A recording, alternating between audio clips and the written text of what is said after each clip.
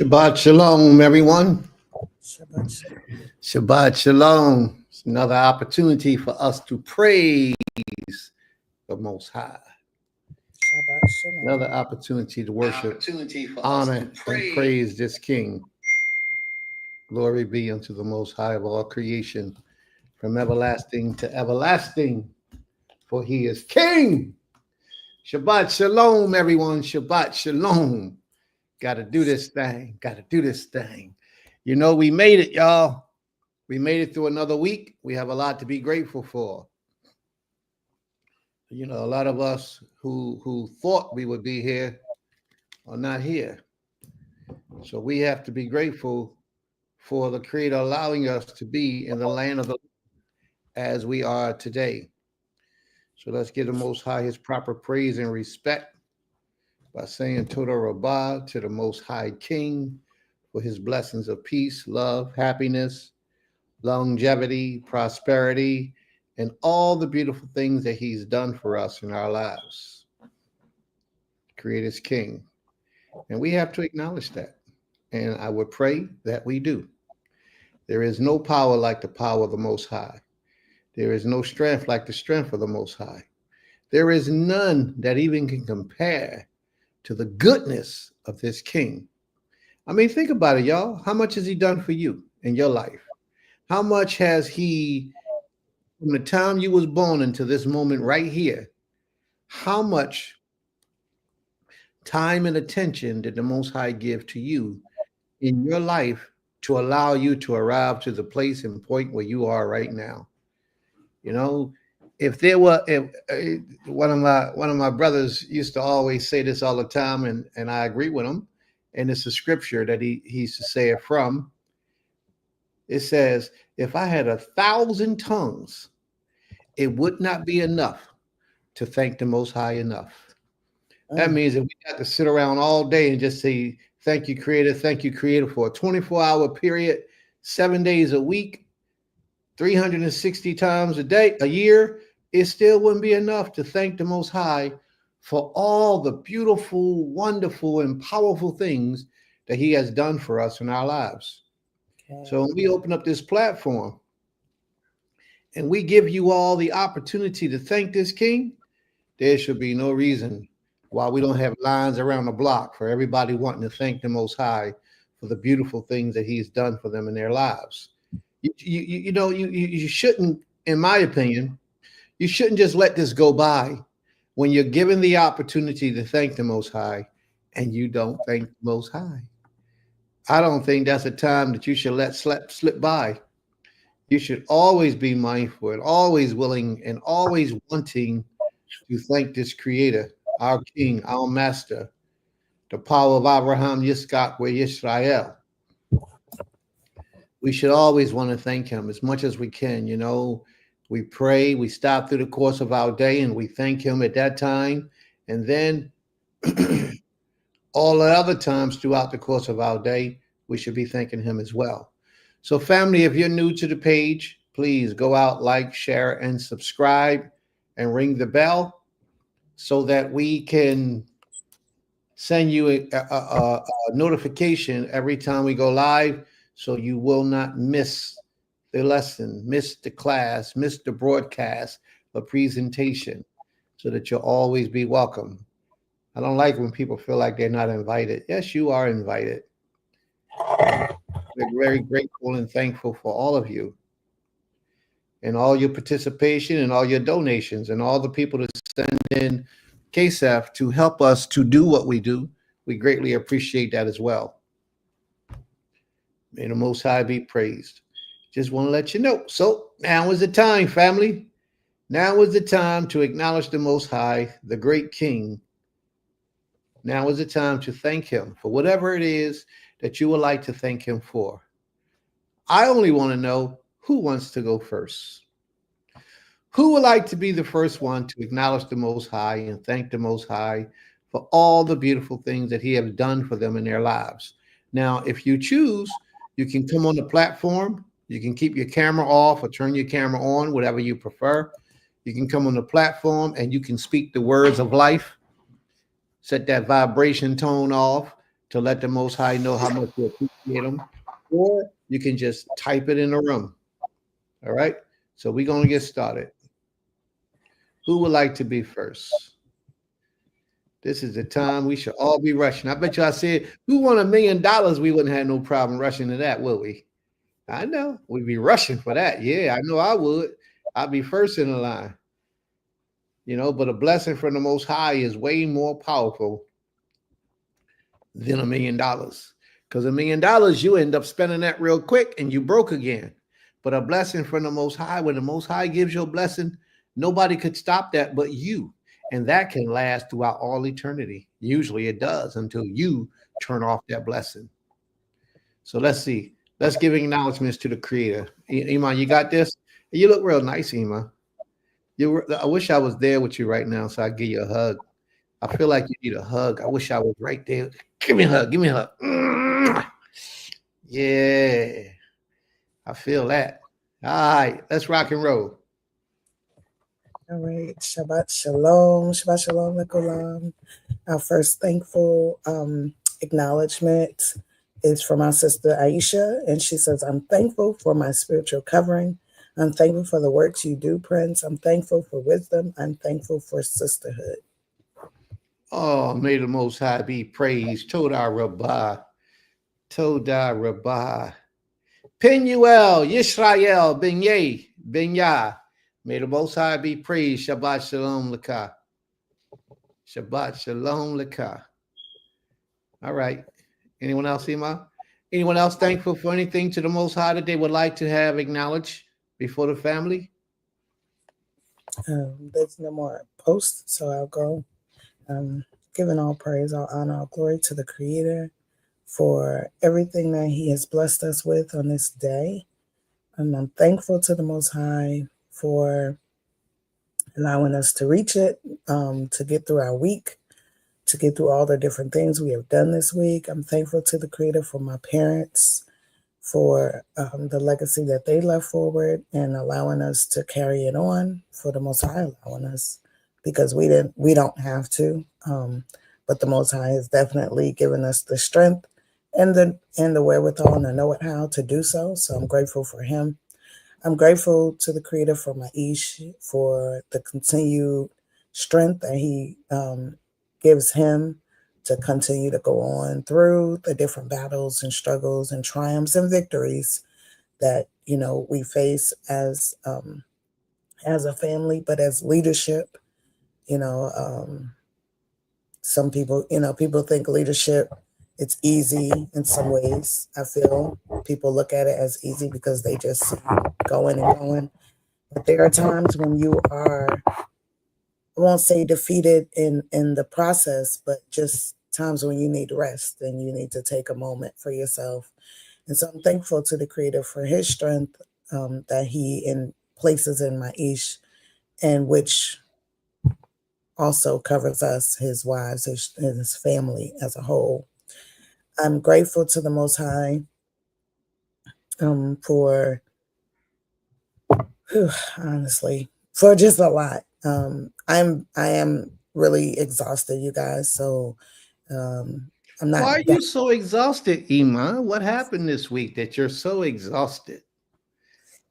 I'm not down or depressed or anything. I'm just really exhausted. I had a very, very, very long week. A friend of mine and I decided, since the county canceled summer school, the two of us decided to host summer school for 2 weeks here in Sparta. And so we did. And in doing so, I also... Summer school, summer camp. Summer camp, my apologies. Summer camp.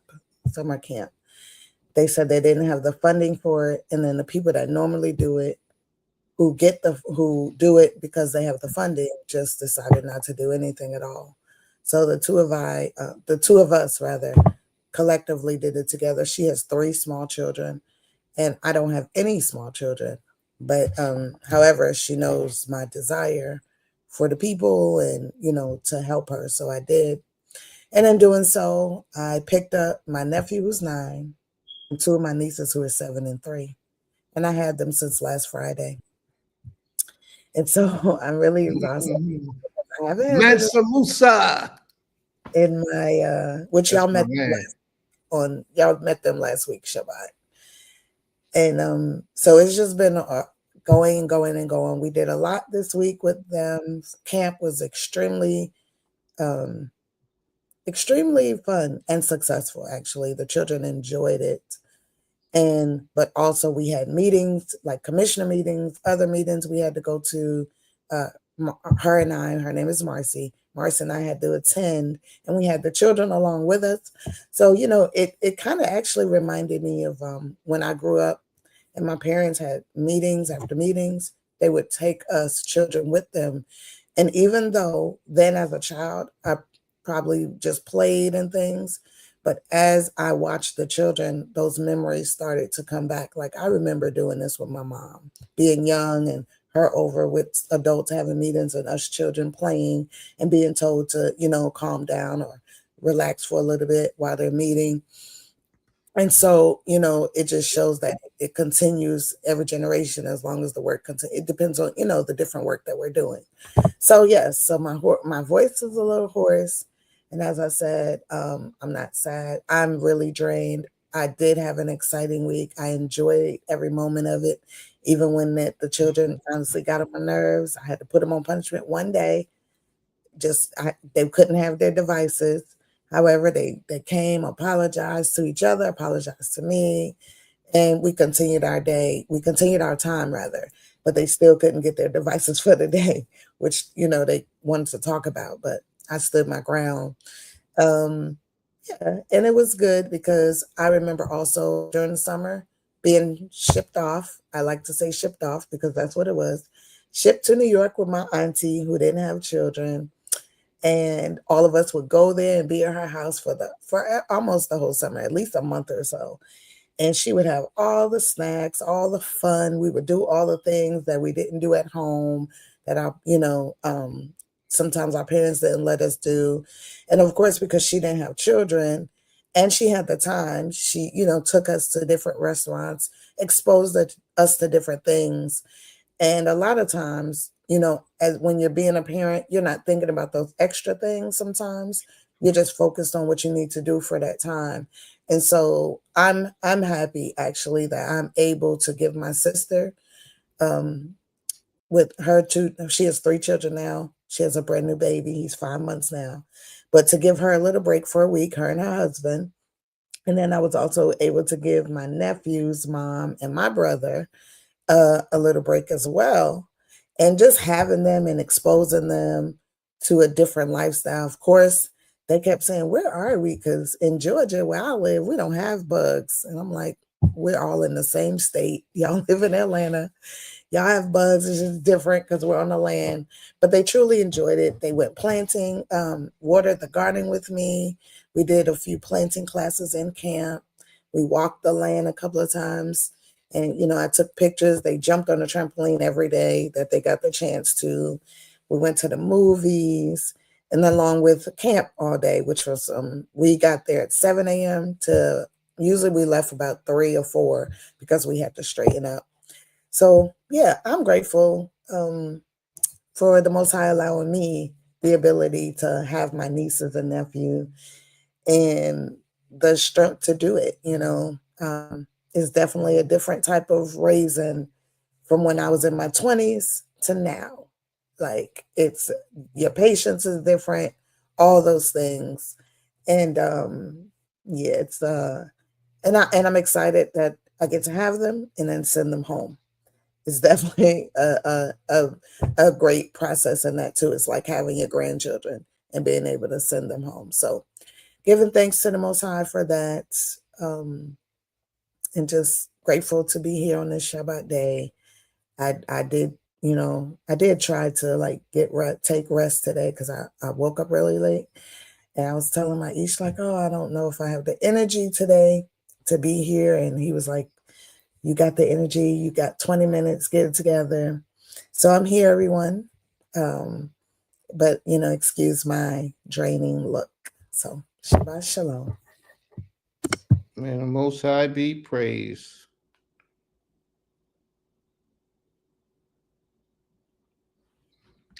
May the Most High be praised. Shabbat Shalom. All right. We got a lot to go. We got a lot to do. We got a lot to get into. All right, family. So who's next? Mr. Otter. Shabbat Shalom, Mr. Otter. My brother. Shabbat Shalom. Welcome, welcome. Sister Ornette. You early. Shabbat Shalom, Sister Ornette. And all the family that's gathered around her watching the video, the stream. Shabbat Shalom to everyone. It's good to see you all. Mr. Otter, how you feeling, brother? How's everything going? All right. So this time of our day, family, we acknowledge the Most High. We give thanks to the Most High at this time. And my brother said, great. All right. May the Most High be praised. This is the time where we acknowledge the Most High. If anyone here wishes to thank the Most High for anything special, now is the time to do so. Now, what you can do is you can either come in and thank the Creator verbally with your voice and you'll be on the video, or you can just type it in the room and we'll read it. However it is, but you shouldn't let this time pass by without acknowledging the Most High and thanking the Most High for whatever it is that you would like to thank him for, whatever you feel he's personally been responsible for throughout this week of yours. This is Beautiful Land at Temple Kifarim, and we say Shabbat Shalom and welcome to you all.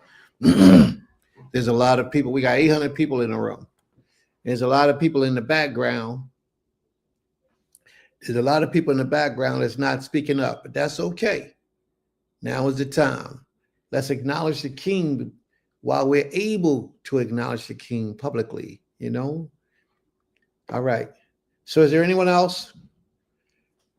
If there's no one else, I guess I'll go because ain't nobody else speaking up. Well, we have a wonderful class prepared for you all today. It's called Bathsheba Da Queen. And I am sure for the majority of us today, we will hear things that we never heard. We will learn things that we never knew. And everything will be scripture-based. Everything will be verified through the scriptures. Most people know very little about Bathsheba. Most people. And Bathsheba is going to tie into this story of what it is that we've been reading for the last month or so. She's going to tie into a way that I'm sure you did not know that Bathsheba had anything to do with that. So we're going to talk about Bathsheba on a strong level today. The whole lesson is not primarily geared toward Bathsheba, but I just think that it's time that we let it be known how powerful these women are and what our women has done for us in this life and how good women have stood by good men and supported them, which allowed those men to be even better than they would have been without those women. See, that's what a good wife does for you. A good wife, she will be and do it and fail places that you yourself wasn't able to do, be, and fulfill because you're off doing something else that's equally or greater, more probably greater in importance or necessity, but she will handle the business and she will get it done. That's when you got a good wife. So Bathsheba has been one of those women, and we're going to talk about Bathsheba because I think that Bathsheba is ignored. Well, we know a little bit about her, but that's it. And we're not going to talk about a whole lot like, like we're going to make her out to, just do all kind of things with her, but we're going to let it be known some of the things in the story and how we read our story where she fed in. And a lot of this stuff, I'm sure we don't know, but it's okay because we're going to talk about it. We're going to talk about it today. May the Most High be praised. All right. So, Shabbat Shalom, Aim Kater. Shabbat Shalom, Sister Laurel. Shabbat Shalom to you all. Welcome, welcome. All right. I'd like to thank the Most High for safe travels. I had to drive back to Ohio again this week. Handle some business up there. And the Most High brought us back safely. We traveled up, we traveled back, and everything was a go. Everything was a blessing, and I'm grateful. I don't want to take anything for granted because we can lose our lives very easy and very simple, or we can get maimed or disfigured or anything with the simplest of occasions. But the Most High, He saw fit to allow us to make it through and to be protected during that time. So I'm grateful. I thank the Most High for all of you as well. We have 1,100 people in the room right now, and it's a blessing to be able to reach out to the people, speak to the people, and help the people. You know, I can't think of anything else I would be rather doing right now on the Shabbat day than assisting the Most High's people to draw closer to Him. I can't think of anything else I would rather be doing. My whole life is geared around the service of the Most High's people. My whole life. It was almost like I don't have anything of my own that I do that doesn't involve the people of the Most High. So may the Most High be praised for that. Wonderful opportunities, wonderful opportunities. It's just so much. He allow us to breathe. I got some calls this week from some people, some brothers, sisters also, requesting prayer to the Creator. I have to follow up to see how things worked for them. But I know sometimes the Most High, His blessings take time. It don't happen overnight, but you can always see the impact of those blessings taking place in your life. But it don't happen overnight. Sometimes it takes a little bit of time. Sometimes it's instantaneous. Excuse me, babe. Sometimes it's instantaneous, but sometimes it takes a little time for the Most High's blessings to open up so that we can see all that. It just takes time, and we have to be diligent and remain faithful to the covenant and to the promises that the Most High made, that He will hear our prayers and that He will answer our requests in righteousness. As long as we conduct ourselves and live a certain way toward Him, the Most High is with us. When we turn our backs on Him, we get a different episode of Him, and I don't want to receive that episode. I'm familiar with what that episode looks like. Although it comes in different ways to different people, He has visited me with one of those episodes that has been for maybe a good 15 years of darkness for me, maybe almost 20. Whereas you think you're doing right, but then what you're really doing is not what the Most High's will is for you. And He will allow you to move forward in that spirit, but He'll keep blinders on you. He'll keep you darkness. He'll keep you in darkness, but you can't get out of that position until He's ready to let you out.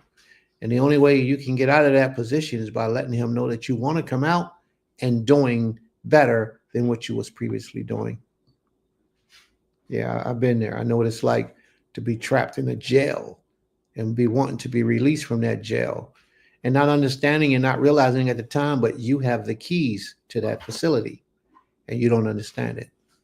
And it's all about your actions, your thoughts, your deeds, how you conduct yourself, even the kindness that you show one to another.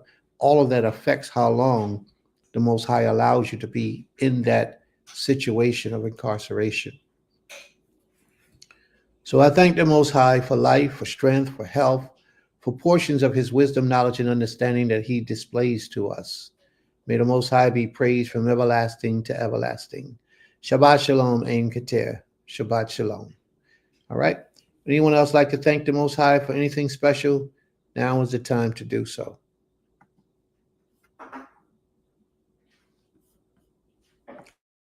Can't hear you, Ima. Can't hear you. Salakli. Our sister Ornette says, Toda to the Most High for life, for another beautiful Shabbat day, for an opportunity to connect with the saints of the Creator. All right. May the Most High be praised.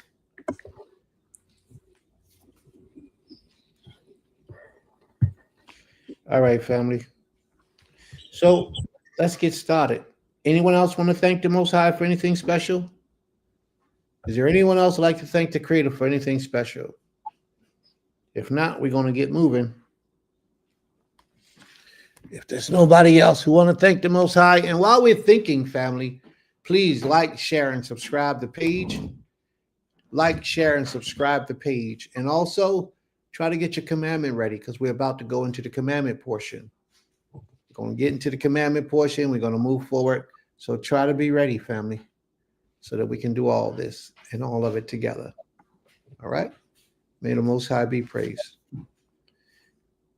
All right. I don't think there's anyone else with any acknowledgments to the Creator. And if so, you just come in and Brother Asa, Shabbat Shalom.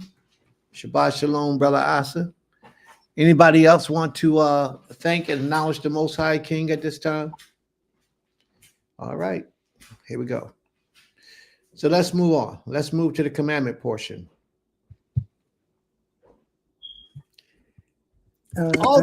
All this right here is voluntary, y'all. It's all voluntary. We don't force you. We don't put any demands on you. We like for the people to participate, and speak your piece and allow your voice to be heard, express your emotions, share with the family how you feel. All of this is voluntary. So let's move forward. My commandment. You saying something, Ima? I'll say I have my commandment when you're ready. Okay. All right, Ima. All right, Shabbat Shalom, everyone. My commandment can be found in the book of Leviticus, Wayikra, chapter 19, verse 19. And it reads, "Ye shall keep my statutes. Thou shalt not let thy cattle gender with a diverse kind. Thou shalt not sow thy field with mingled seed, neither shall a garment mingled of linen and woolen come upon thee." And that particular law, I always love to continuously reminder of what we're not supposed to do in our lands. And a lot of times, I don't think people consider animals when they are placing their animals to graze or fencing their animals together. What can happen with animals. And I was explaining to someone one time that, like, we're about to restock our animals here on the land, our flock of sheep and goat. And one of the ways to protect your animals from coyote, fox, or wild dogs is to have a donkey. And I remember when I first started talking about doing this, somebody was like, "Well, yeah, a donkey is really good, but be mindful. You have to if you get a male donkey, you have to have a female donkey for him, because a male donkey will try to, or will not even try, but he can go and try to consummate with an animal, a female sheep, which is a ewe, or a female goat. And if that happens, one, he could kill the animal because he's so much bigger than him, like in stature. And then also, if the animal survives and she, because it just depends. Sometimes they can, if they breed and something happens, you would have to then, basically that animal is a hybrid. And the Most High, of course, that's what he's saying right here. Do not let your cattle gender with diverse kind, which means a kind that's not of its own. So we just have to be very mindful of those things when we do have animals in the midst of us. If we're raising animals, normally, if you have a bunch of goat and sheep, if you have a lot of land, enough land, you keep them separated so that doesn't happen. And then because goat and sheep can do the same thing as well. If there's a male goat, and once he goes into runting season, he's going to, consummate with whatever animal is in his, in the midst of him. And the same thing happens because naturally, just like when we go into a certain part of our lives and we're ready to produce a female goat or female sheep, it's the same thing. And she's going to naturally go towards whatever male is there. And then it talks about the mingling of seeds. So that's something very mindful that we have to be mindful of when we're gardening, is making sure that our seeds aren't mingling. We're not planting too close to one another. Like in a certain pot I have, or raised bed I have in my land, I have beans, but I also have a couple of other things growing. So when we're planting, we have to make sure that we're not putting those seeds in the same spot to grow together. They can grow in the same pot together, but you have to make sure you put different holes for the seeds to go into. And you're not, because that's how they become mingled, by placing them, the two seeds together in the same hole. Then they will blend together and you'll be growing something that's a hybrid of, once again, something that the Most High said to not be done. Then the last thing, of course, we talk about our mingled garments, and he says to not wear mingled linen and wool, and and so on. And that's a big thing in Israel. I've come across, even when I'm on an Israelite site, I double check what their fabrics are, because a lot of times people don't take that into consideration. They're just like, oh, well, I put fringes on it and now it's a cultural garment. But I've come into contact on Israelite sites where something could be 90% cotton and 10% polyester, or linen and cotton mixed together. Even if you're looking on wherever you go shopping, Amazon, Shein, well, all these different places, you have to really look, because it'll say one thing and then you'll get it and it'll be a totally different thing. And you cannot wear that. You have to send it back. You have to, and then on the Israelite sites, I'll try to let them know, hey, this says it's mingled, or this is 100% cotton. We shouldn't be wearing polyester. All the different things that, we have to be mindful of, because the Most High said for us not to mingle our garments. And that's it. Say who? You speak about fabrics that we wear. There are so many of us today who really don't pay attention to the clothes we put on our bodies to make sure that our clothing is 100% of what it needs to be according to the Most High's law. 100% natural fabric, natural fibers, wool, linen, cotton, silk. All those things are 100%, and you cannot get a garment that's mingled with those items together as well. Whatever you're wearing, it has to be 100% of that material and nothing else. Now, you do your very best to fall in accordance with their law. Whatever you can't do, you can't do. We understand. May the Most High have mercy on you. Some people don't have the KSF, the money to get those things. And if you don't, you don't. But let your spirit be pure to the Creator, and don't have habits of smoking cigarettes and drinking alcohol and smoking weed all the time, but then say you don't have money to get the proper garments that you're supposed to wear, because the Father sees all that. You hanging out in the clubs and the parties, and you're going on vacations and trips, but then you say you don't have the money to buy the proper clothes. See, that's making other things of deity or power. And you don't want to do that at all. You want to keep the Most High as your power. That's what you want to keep. But when you make the Most High feels like he's not that important, his law, or what he's commanded of you is not that important, but yet you're going on these journeys and these trips and these vacations and these smoking these things and all these other vices that you have, or pleasuristic things.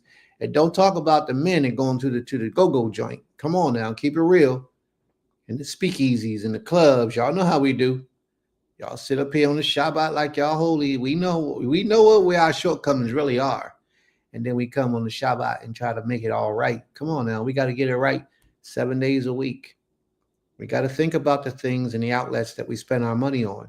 And we have to begin to put our money into the things that are righteous and right and true and exact according to the Most High's commands. Right? That's all I'm saying, family. That's all I'm saying. May the Most High be praised. Toda Rabbah.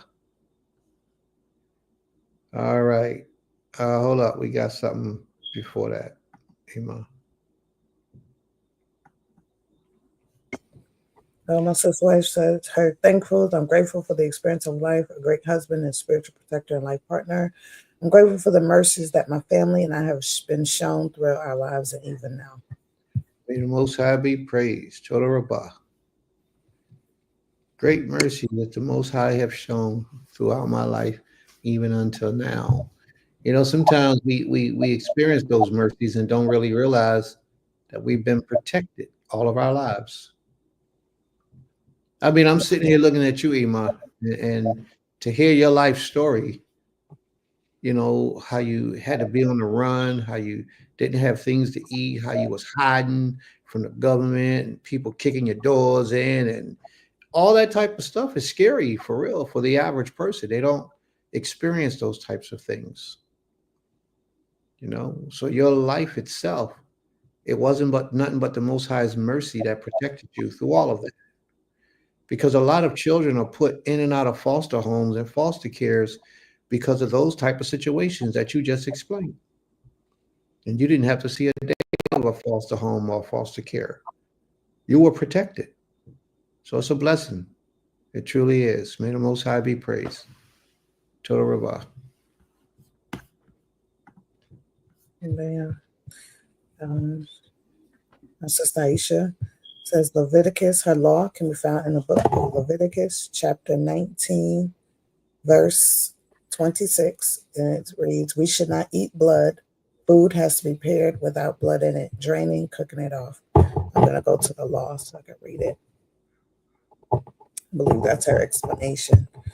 19, verse 26. We're in the book of Leviticus, Vayikra, chapter 19, verse 26. And it reads, ye shall not eat anything with the blood, neither shall ye use enchantment nor observe times. And so her explanation is we should not eat blood. Food has to be prepared without blood in it, draining and cooking it off.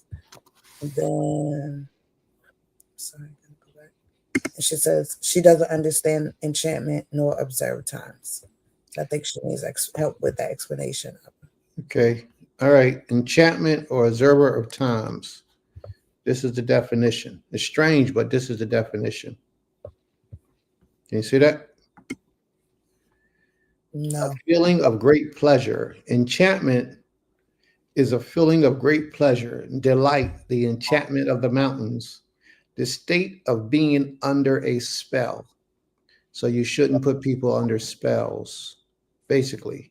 It's nothing wrong with you having great pleasure and delightfulness, but to put spells on people, black magic, to do sorcery and witchcraft upon people with wicked intent is what enchantment is all about. There are people who truly practice this for a living, to put spells on people. They do this for their living. And they're very successful at it. And they make millions and millions of dollars casting spells on people. And that's what the Most High is speaking about when he says enchantment. Now, observers of times is pretty much the same thing. Observer of times is people. Now, y'all gonna get mad at me for this one. Oh, the horoscope says this. This is what's supposed to. You go to the horoscope every day and check your horoscope and get a reading for what's supposed to happen to you today. Those are observer of times. These are people. These are not Israelite people. These are people who practice the arts, and then they display it and make money off of it through the papers. A lot of people don't understand, but when you walking around talking about I'm a Pisces and this is what Pisces act, this is how Pisces act, and this is how Libras act, and this is how Scorpios act, that's not appropriate. But we think that it is, and it's not.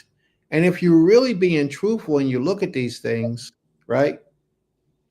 If you didn't know what sign they was describing, you would contribute those actions to a different sign.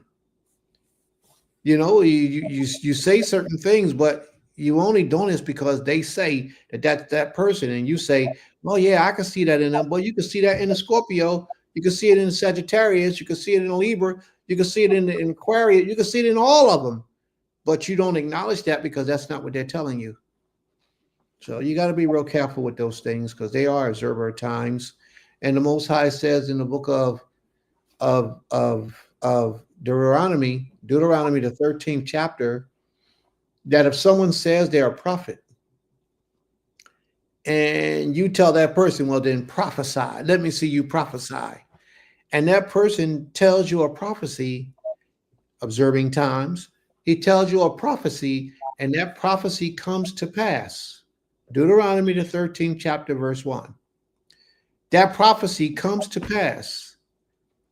Then that person tells you, see, you're worshiping the wrong power. You shouldn't be worshiping Yohe Wahe. You should be worshiping this deity over here. Scripture says you do not listen to that prophet. He didn't say he wasn't a prophet. He said he is a prophet. He's just a prophet of the Most High. So there will be people who have the ability to observe times, and they will bring to you factual information to prove that they have that gift. But the moment that they tell you about worshiping someone other than the Most High, that's your indicator to let you know that person is not of the Creator. Stay away from them. So you shouldn't use enchantment. You shouldn't be putting spells on people, and you shouldn't observe times. And when I say putting spells on people, I'm talking about for the detriment of that individual, for the hurt, the harm. It's a difference when you bless an individual. Now, a spell always gives us the indication that it's something negative. But a bless and a spell is pretty much the same thing. What I mean by that is not in definition, but in definition. When you put a blessing on somebody, you're actually causing something in the celestial universe to inhabit that person's life or aura and raise them up. Well, when you put a spell on somebody, you're causing something in the celestial universe to put some energy on somebody, usually to take them down and not raise them up. So what I mean by they're pretty much the same. They work, they live, they exist in the same realm, but their purpose is different. And that's where we have to make the distinction. We don't want to bring evil or wickedness upon anyone. Only righteousness, only blessings. And if someone does you harm and you seek to hurt them, take that matter to the Most High and allow the Most High's will to be done in that person's life. Just like King Hezekiah. Just go back and tell the Most High what this person has done to you, how this person has attacked you or beat you down, whatever it is. But you yourself, you don't want to walk around putting curses on people because then you're violating the laws of the Creator. Now, whatever you say to the Most High is one thing, but you trying to dove into that realm that's the back door to the Most High is a completely different thing. That's what you don't want to do. All right. So may the Most High be praised. All right. Okay. Shabbat Shalom. Aim Keter, her law can be found in the book of Leviticus, chapter 18. She put verses 1 through 36. Of course, that's the whole chapter. So her explanation is sexual perversions from uncovering the nakedness of your parents, siblings, and one's children to sexual sins with beasts to sacrificing children to Molech. So she summarized what that whole chapter is concerning and speaking on.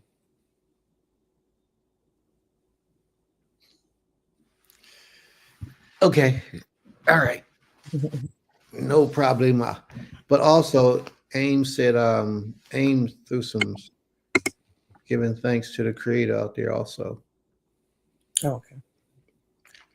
M. Keter says, giving thanks to the Most High for life and opportunities to enjoy it. May the Most High be praised.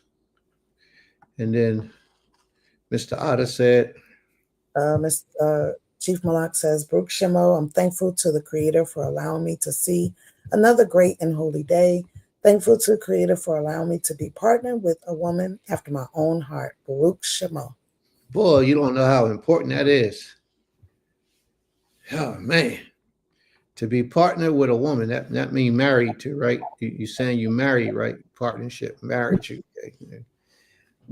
But to be with a woman or to be with a man that you all have the same mind of worshiping, serving the Creator, and how to live your life is so important. A lot of our people today don't realize how detriment to the development of your life having the wrong partner is. It can destroy you. It can hold you back. It can tear you apart. It can take you broke. You could be a millionaire and you get the wrong woman in your life. 2, 3 years later, you broke. You on welfare, getting public assistance because you did not. No disrespect to anyone who gets public assistance. No disrespect. It's just that when you're at one status at a period of time and then you get somebody in your life, they're taking you in a different direction. So you got to be real careful about the individual you bring into your life because they will take you backwards. And then one more thing, and I just thought about this morning, is a little bit of sidebar, but I think it's needed and necessary, just a refresher.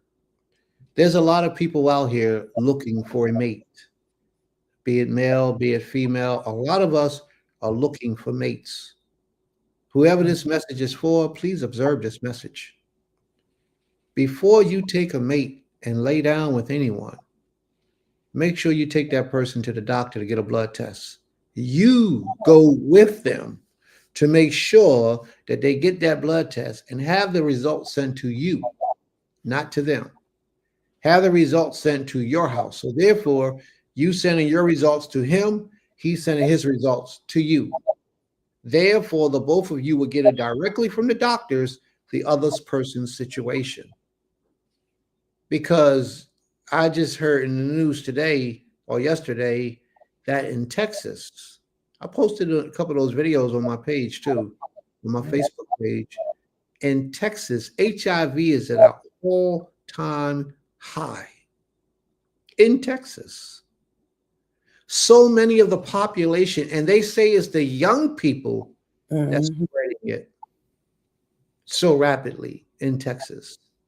And we are so oftentimes so busy trying to find a mate and someone to spend our lives with that we overlook. That's why it's best that you have a covering, because your covering gonna make sure those things get done. Is we are so busy trying to find a mate and rush to having whoopee that we overlook some of the things that are needed and necessary to have a healthy life. And that the venereal diseases, sexually transmitted diseases, are contagious. Some of them will put you in the ground, put you in the dirt, all because you had a moment of pleasure without being disciplined to check to see if the other person was violated. But here's another story. Another example. Sometimes the person will go get the tests, and because you're not giving them none, they sleep with somebody else and they contract that disease then. So you got to be careful, because these people who don't fear the Most High, truly don't fear the Most High, they'll be out there doing what they want because they're not committed to you. So you should go through that courtship process with the individual, get them tested, go through the courtship. Before you lay down with that individual, after the courtship is over, get them tested again. This stuff is real. In Atlanta, Atlanta is off the hook with venereal diseases. These things are real, but it be people that you look at like you and me that you would never think are infected with these diseases, but they are. A lot of them have these diseases, and these diseases are overwhelming. Some of them got 2 and 3 different diseases. Some of them got HIV and they don't even show any symptoms of them having HIV, and they're giving it to other people. I watched a little video the other day about this gentleman who they arrested and locked him up because he found out he had HIV. He went and slept with over 300 women. So far, 18 women have come forward and say, this man gave me HIV. One night, slim, casual chances of affair. And they slept with this guy, and now they're infected for the rest of their lives. This is not a sweet thing, family. You're looking for a mate, and I respect that. The Creator said it's not good for man to be alone. I respect that. But get these people checked out. See if these people are clean and acceptable before they lay down with you. And make sure that you are acceptable so you don't give somebody else something that you may have that you don't know you got.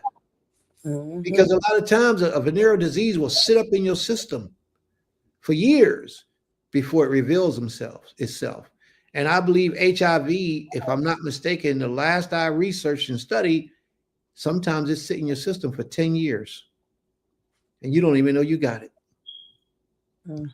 10 years. What they call that? Just lingering in the system for 10 years. And then all of a sudden it comes out. So sometimes you got to go back 10 years ago and figure out what you've done. But this is real, family. That's why it's best to be celibate. I applaud the sisters and the brothers. You know, Nasik Shema, I remember he told me he was celibate for like 7 years before he married his wife. And I think that might have been the longest that I've heard of for a man to be celibate before taking a wife. 7 years. You know, and then he got a beautiful wife. The Most High blessed him with a beautiful woman. And that's a blessing. It's a great thing. But his abstinence, it paid off in the end. You know what I mean? It paid off. So may the Most High be praised. I'm just letting you know, family, this is not a joke. Because once you get it, you got it. And sometimes when you get it, it'll take your life. Well, at least the majority of the times, it will take your life. You know, especially if you don't know you got it or you're just not getting treated. There's a whole lot of other diseases out there. Just kissing somebody can give you a sexually transmitted disease. And we don't even think like that. We kiss, oh, he's a good kisser. She's a good kisser. Yeah, she's a good infector too. He's a good infector also. Gave you a mouth disease. Now you get this sore, this lesion on your lips from kissing somebody.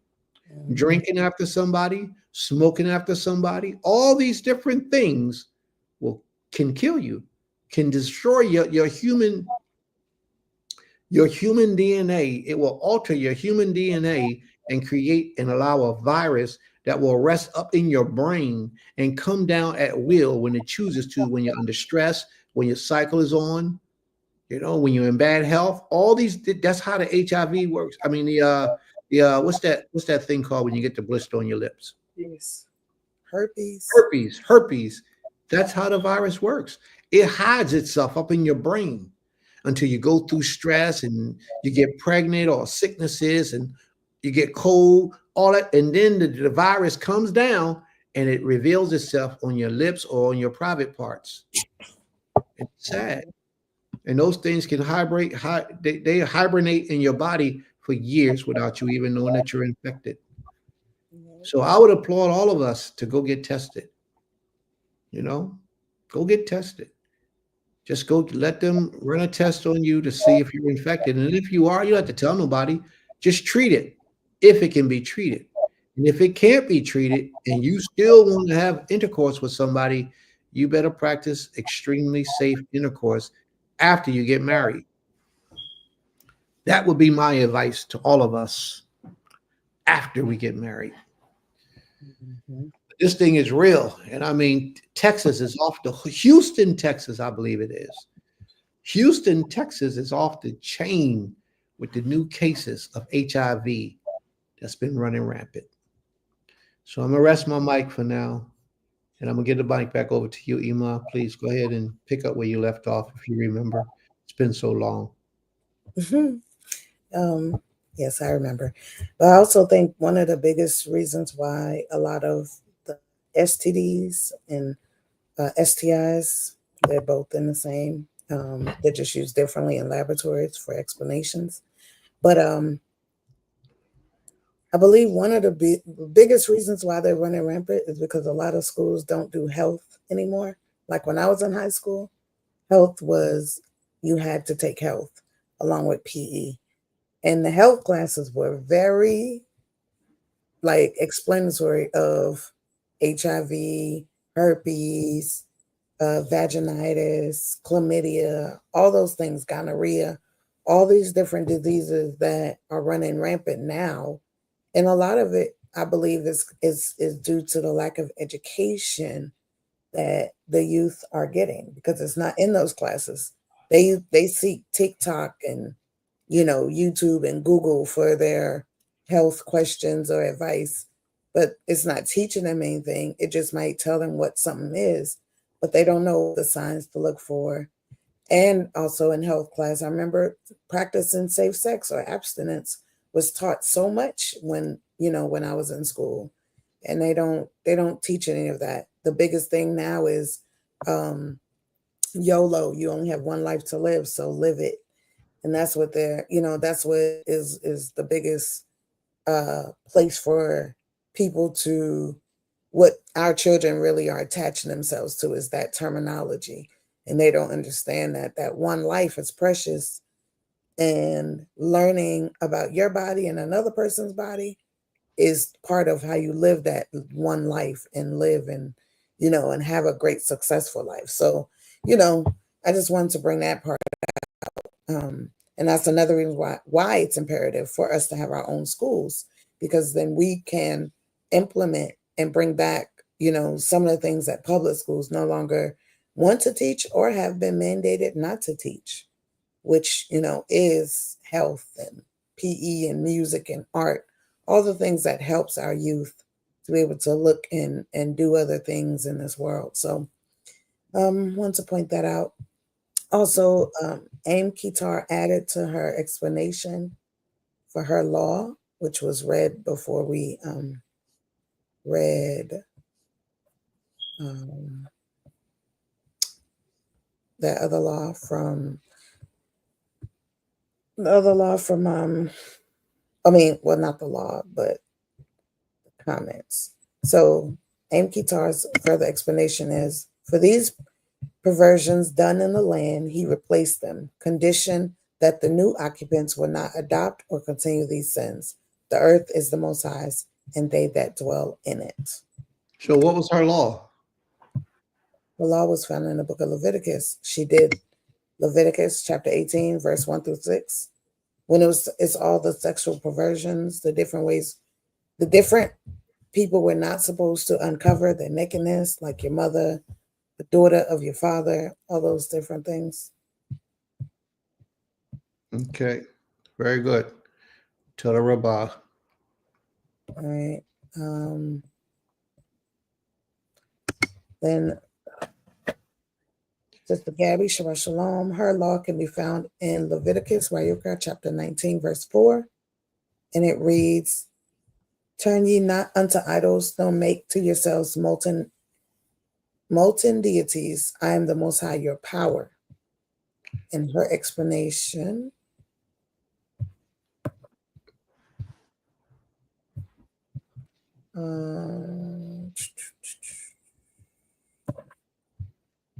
I don't think you put an explanation, Gabby. So when she puts it, Shabbat Shalom, Sister Gabby. Shabbat Shalom.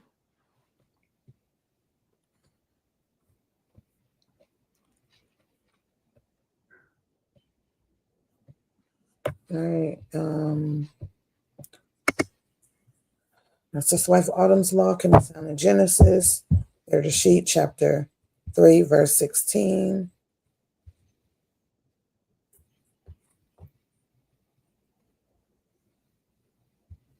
And it reads, unto the woman he said, I will greatly multiply thy sorrow and thy conception.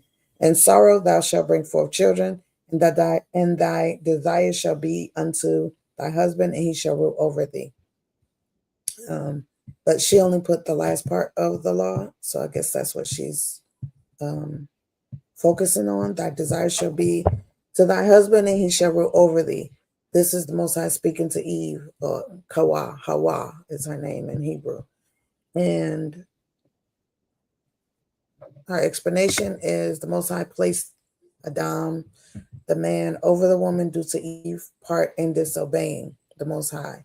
In the long run, this is beneficial to women as a way of protection, since the way to destroy a nation is through the woman. Just one perspective of that.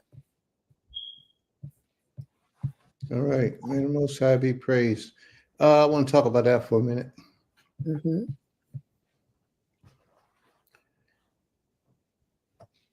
Thy desire shall be to thy husband, and he shall rule over thee.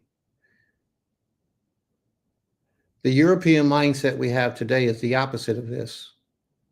For the average woman wishes no one to rule over her by way of relationship as husband and wife.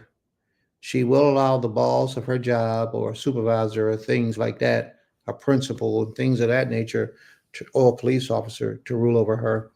But when it comes to intimacy on the level of husband and wife, most women, most females, and I'm not going to say women, but most females desire for nobody to tell them what to do. They're their own person. They have the right to do what they want to do.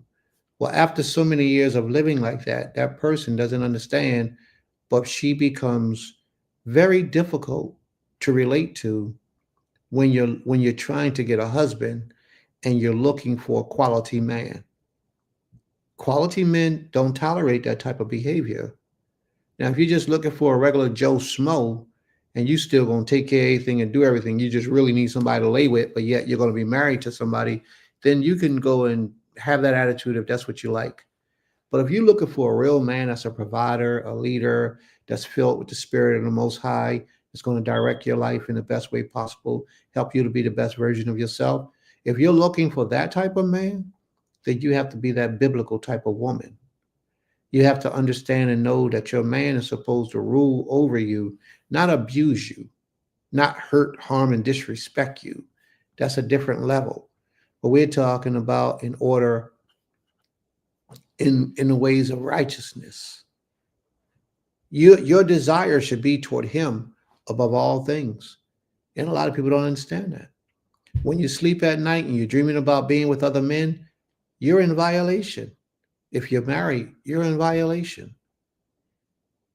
When you're thinking about just intimacy with another man or even favoring another man in any type of situation where your husband is put on the back burner, you're in violation. And these are just a few ways and a few things to show you that your desire is to be toward your husband. It doesn't say your desire should be toward another woman. It says toward your husband. It doesn't even say your desire should be toward your boss on your job. It says to your husband. So that means that your husband reigns supreme in his desires for you in your life. If he tells you to quit that job, you quit that job. But he has the man that you connect yourself with has to be a man that's worthy, a male that's worthy of leadership, worthy of the position of having that authority over you. And if he's not, then maybe you shouldn't marry him because he's not doing his part. And then if he's not doing his part and y'all cohabiting together, then you're in violation anyway. But that's a very good commandment because a lot of people don't know the depths of what it means. A lot of people don't really understand what that means. Kimya, Shabbat Shalom, Kimya. May the Most High be praised. So Kimya gave a commandment. Iman, did you see that?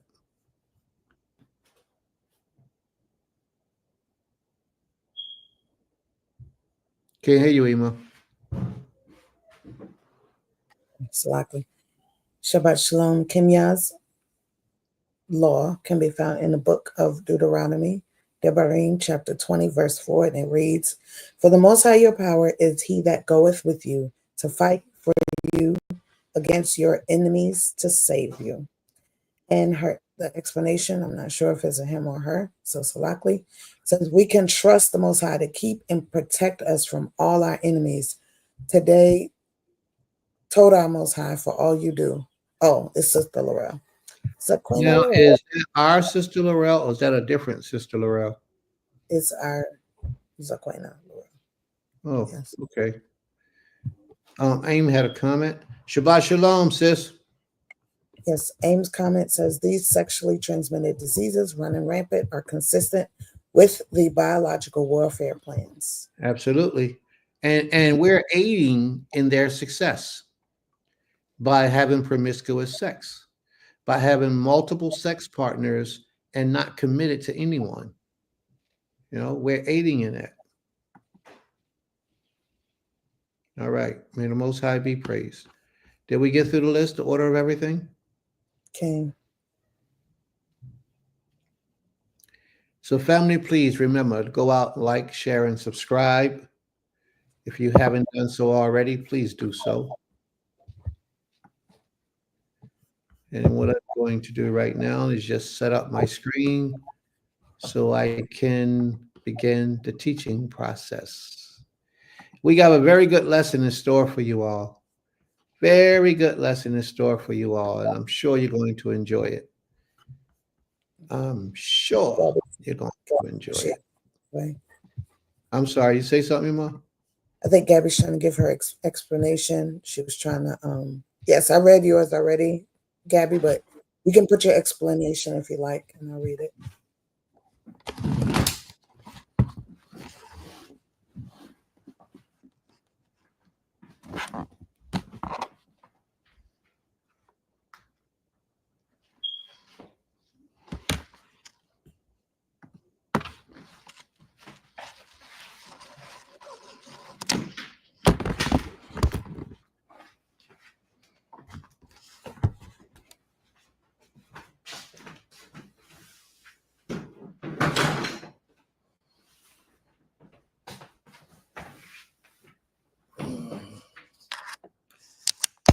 So, anybody else want to say anything? Anybody else want to? Yes, Sister Anit sent me hers, so I'm reading a chapter, Leviticus chapter 19, verse 32. 1 second. All right, we are in the book of Leviticus, Vayikra, chapter 19, verse 32. Thou shalt rise up before the hoary head. What happened? 1 second. Just went away that quick. Okay. Rise up before the hoary head and honor the face of the old man and fear thy creator. I am the Most High. And her explanation reads, this is a command to respect the elderly, whether they're family or not.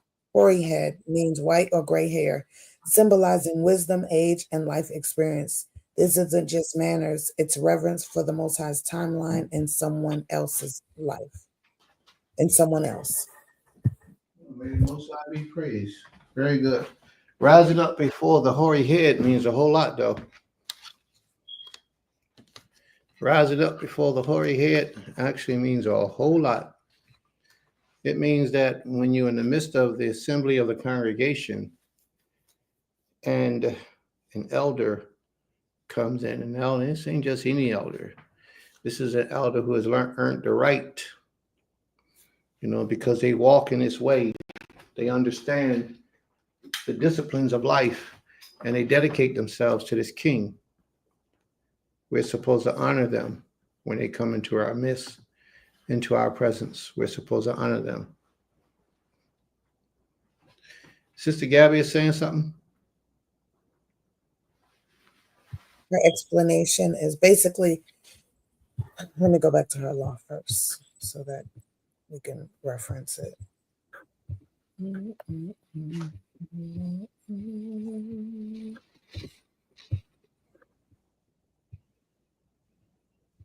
So Gabby's law was found in the book of Leviticus 19, verse 4. Turn ye not unto idols, nor make yourselves molten deities. I am the Most High, your power.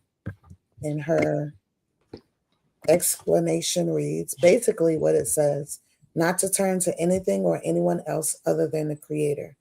I believe this applies to not making yourself an idol as well, which can easily be done. Idolizing yourself over the Creator. May the Most High be praised. Very good. All right.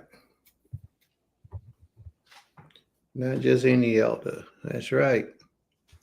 All right, family, let's go. Let's go. It's time to start the show.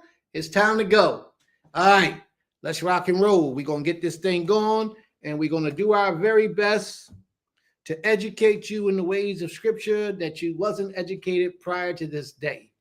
We truly believe that when you come in on a Shabbat day, you should leave as a changed individual. You should not leave the Shabbat day or the house of worship the same way you came in. You should always leave a different individual, elevated in your spirituality to walk closer to the Creator. And we're going to do this. May the Most High guide my mind, my spirit, my body, my language, and my speech as I approach unto you, his people. May the Most High be praised from everlasting to everlasting. Let's get it in. All right. Okay.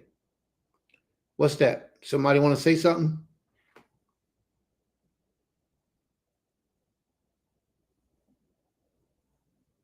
Self-worship. Okay.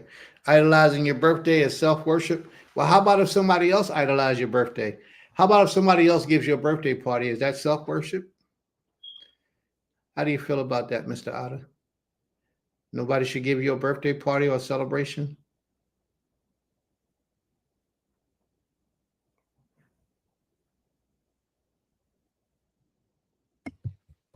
Could we, if you have any, I guess, scripture to go into, because somebody did ask me recently that is it against the law to celebrate your birthday? And then I told them no, because I've never read a law where the Most High said that. But there are a lot of Israelites who believe that when you celebrate your birthday, you are like you're sinning. And from my understanding, I know that, our years are numbered. Like when we read how long so and so lived, and the only way we would know that is that there was a calculation every year of the birth of that person. And so I'm trying to understand, is it the celebration of what it is that people don't want to celebrate, or how it's celebrated? Because I feel like if you celebrate, if that's the case, anything you celebrate, people can claim it to be idolizing someone. But if we, just how we said, we stand for the hoary head, we do certain things that the Most High placed in here. I'm just curious on, because a lot of people come with that, and it's I think, one, it does cause confusion, and I think it needs to be, and I'm not saying you're here to give that whole full explanation of it, but I do think when it's brought up, because it has been brought up a few times on our platform, and we kind of like skeet by it. If we could talk about it a little more, because I celebrate my birthday. I do. I celebrate others' birthdays. And I never, even when I do it, I don't even have the inkling or the even spiritual inkling that I'm doing something that is idolizing myself or a person. Okay, let's look at it. Let's delve into this. This is what it says. It says birthday celebrations. Now I put in, when did birthdays begin to be celebrated?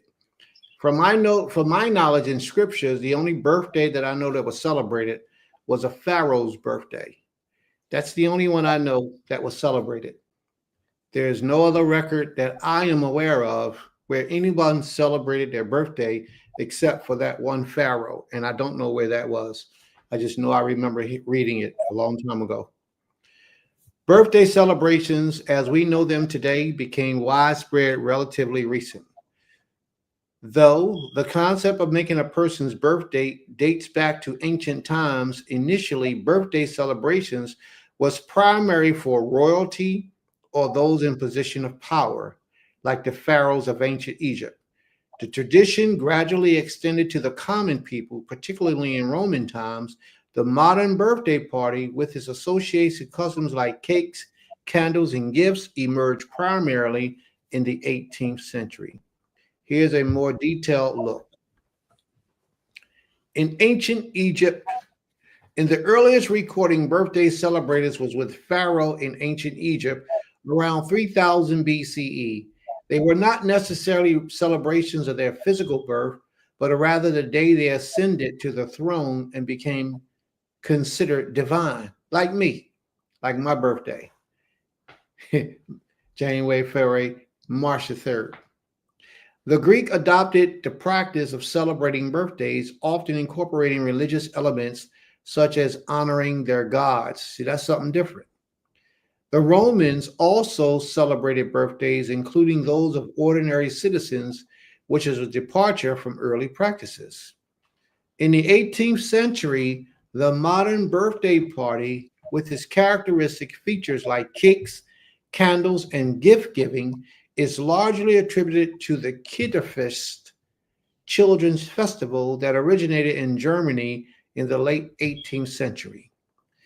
In the United States in the 19th century, birthday celebrations for the general public, especially children, became more common during the Industrial Revolution in the mid 1800s.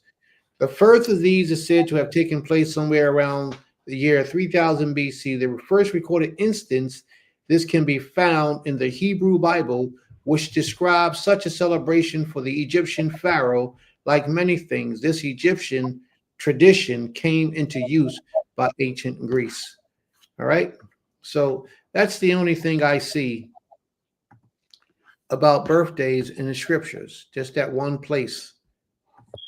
I'm not aware of any others. If there are, then someone can bring that up to my mind so that I will know. Ima, you want to pull up some of those comments?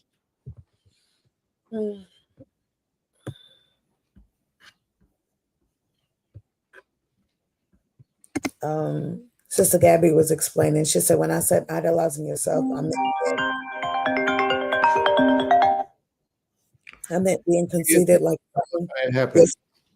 Huh? I don't know how that happened. Oh, go ahead. Read on, please. Sister Gabby was saying when she mentioned, she said, when I said idolizing yourself, I meant being conceited, like loving yourself more than your maker. And then Chief Malak says, look up Satanist #1 holiday and birthday. Sister Gabby said, like everything you do, all your works are for your own pleasure and praise and not the creator's. Yeah, I agree with Mr. Otter. Well, let me say, I agree with Mr. Otter when he said, well, maybe you didn't get to that yet. Not one saint. I don't know what the saints is. That's that Christian term, but I understand what he's saying. None of the righteous men of Israel on record have ever recorded them celebrating their birthdays. I agree with that. But there's a lot of things we do in life that is not recorded in our ancient scriptures. So I wouldn't just disregard a birthday for that reason. There's one thing we have to do. One thing we have to do is we have to separate the things that we put upon ourselves versus the things that the Most High put upon us. The things we put upon ourselves are really traditions that we choose to embrace. And if anyone chooses not to celebrate their birthday, that's cool. You won't get no argument out of me, and I will respect and honor that.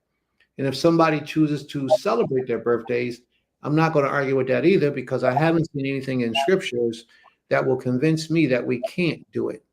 The absence of having a birthday celebration in scriptures doesn't mean that it's prohibited for us to do. Just because it's not present doesn't mean we can't do it or we shouldn't do it. But if there is some, like Mr. Otter says, I'm assuming Mr. Otter is under the position that you shouldn't do it. I'm with that. If that's what he feels, I respect that when I'm in his presence. But okay. I'm not done yet. I'm not done yet. Let me finish, please. All right. And then he has a scripture, a reference here where he gives his opinion of the matter. He says, birthday is satanistic #1 holiday. We got to do research on what we're celebrating today. The only thing I know about Satanism that practice and worship any type of day is Halloween that I'm aware of. And Halloween wasn't somebody's birthday. but it was a celebration of the raising of the dead, that the dead will come back to life and spook you and do all those things. That's the only thing that I'm familiar with on a way of Satanism or evil or wicked things of celebration. That's the only thing I'm familiar with. Now, if it's something else that you can bring to my attention, brother, believe me, I'm with you. Because if it's truth, it's factual, it's scriptural, and we can find it, I want to teach it. But I just can't teach it because I don't understand it to be a pagan practice. And I've been hearing this for many years, but I've never told my family or my children we can't do it because this is what the scripture says. But if it's something in scriptures that says it, then believe me, Prince and his family won't be doing it. Ima? I was just bringing up the other comments. But I guess I would like to see in scripture where this happened, or if how this is to be determined that you would have died if you was caught celebrating birthdays. He said you will die if you were caught celebrating birthdays. And I don't think he's going to find that in the scripture, but maybe he has some other informational source that would confirm that. And I still like to see that, even if it's not in scripture. If it's another location where you can find that, please present it to me. And I would love to read it and take a look at it. Did Moses celebrate his? Did Abraham celebrate his? Did Isaac create any of the created saints celebrate their birthdays? If so, then I'll do the same.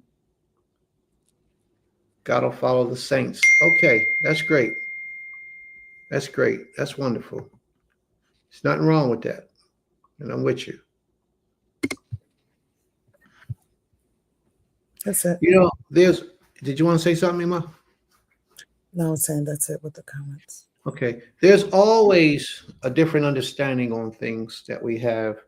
And that's why we're different individuals, because we see things differently and we have different understandings a lot of the time.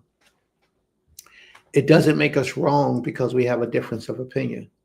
It's not wrong with that. Sometimes the person who sees things different, he might be right from the majority, and the majority see things one way. That one individual may be right, or vice versa. You know, my whole thing is that we don't want to overburden ourselves with things that's unnecessary.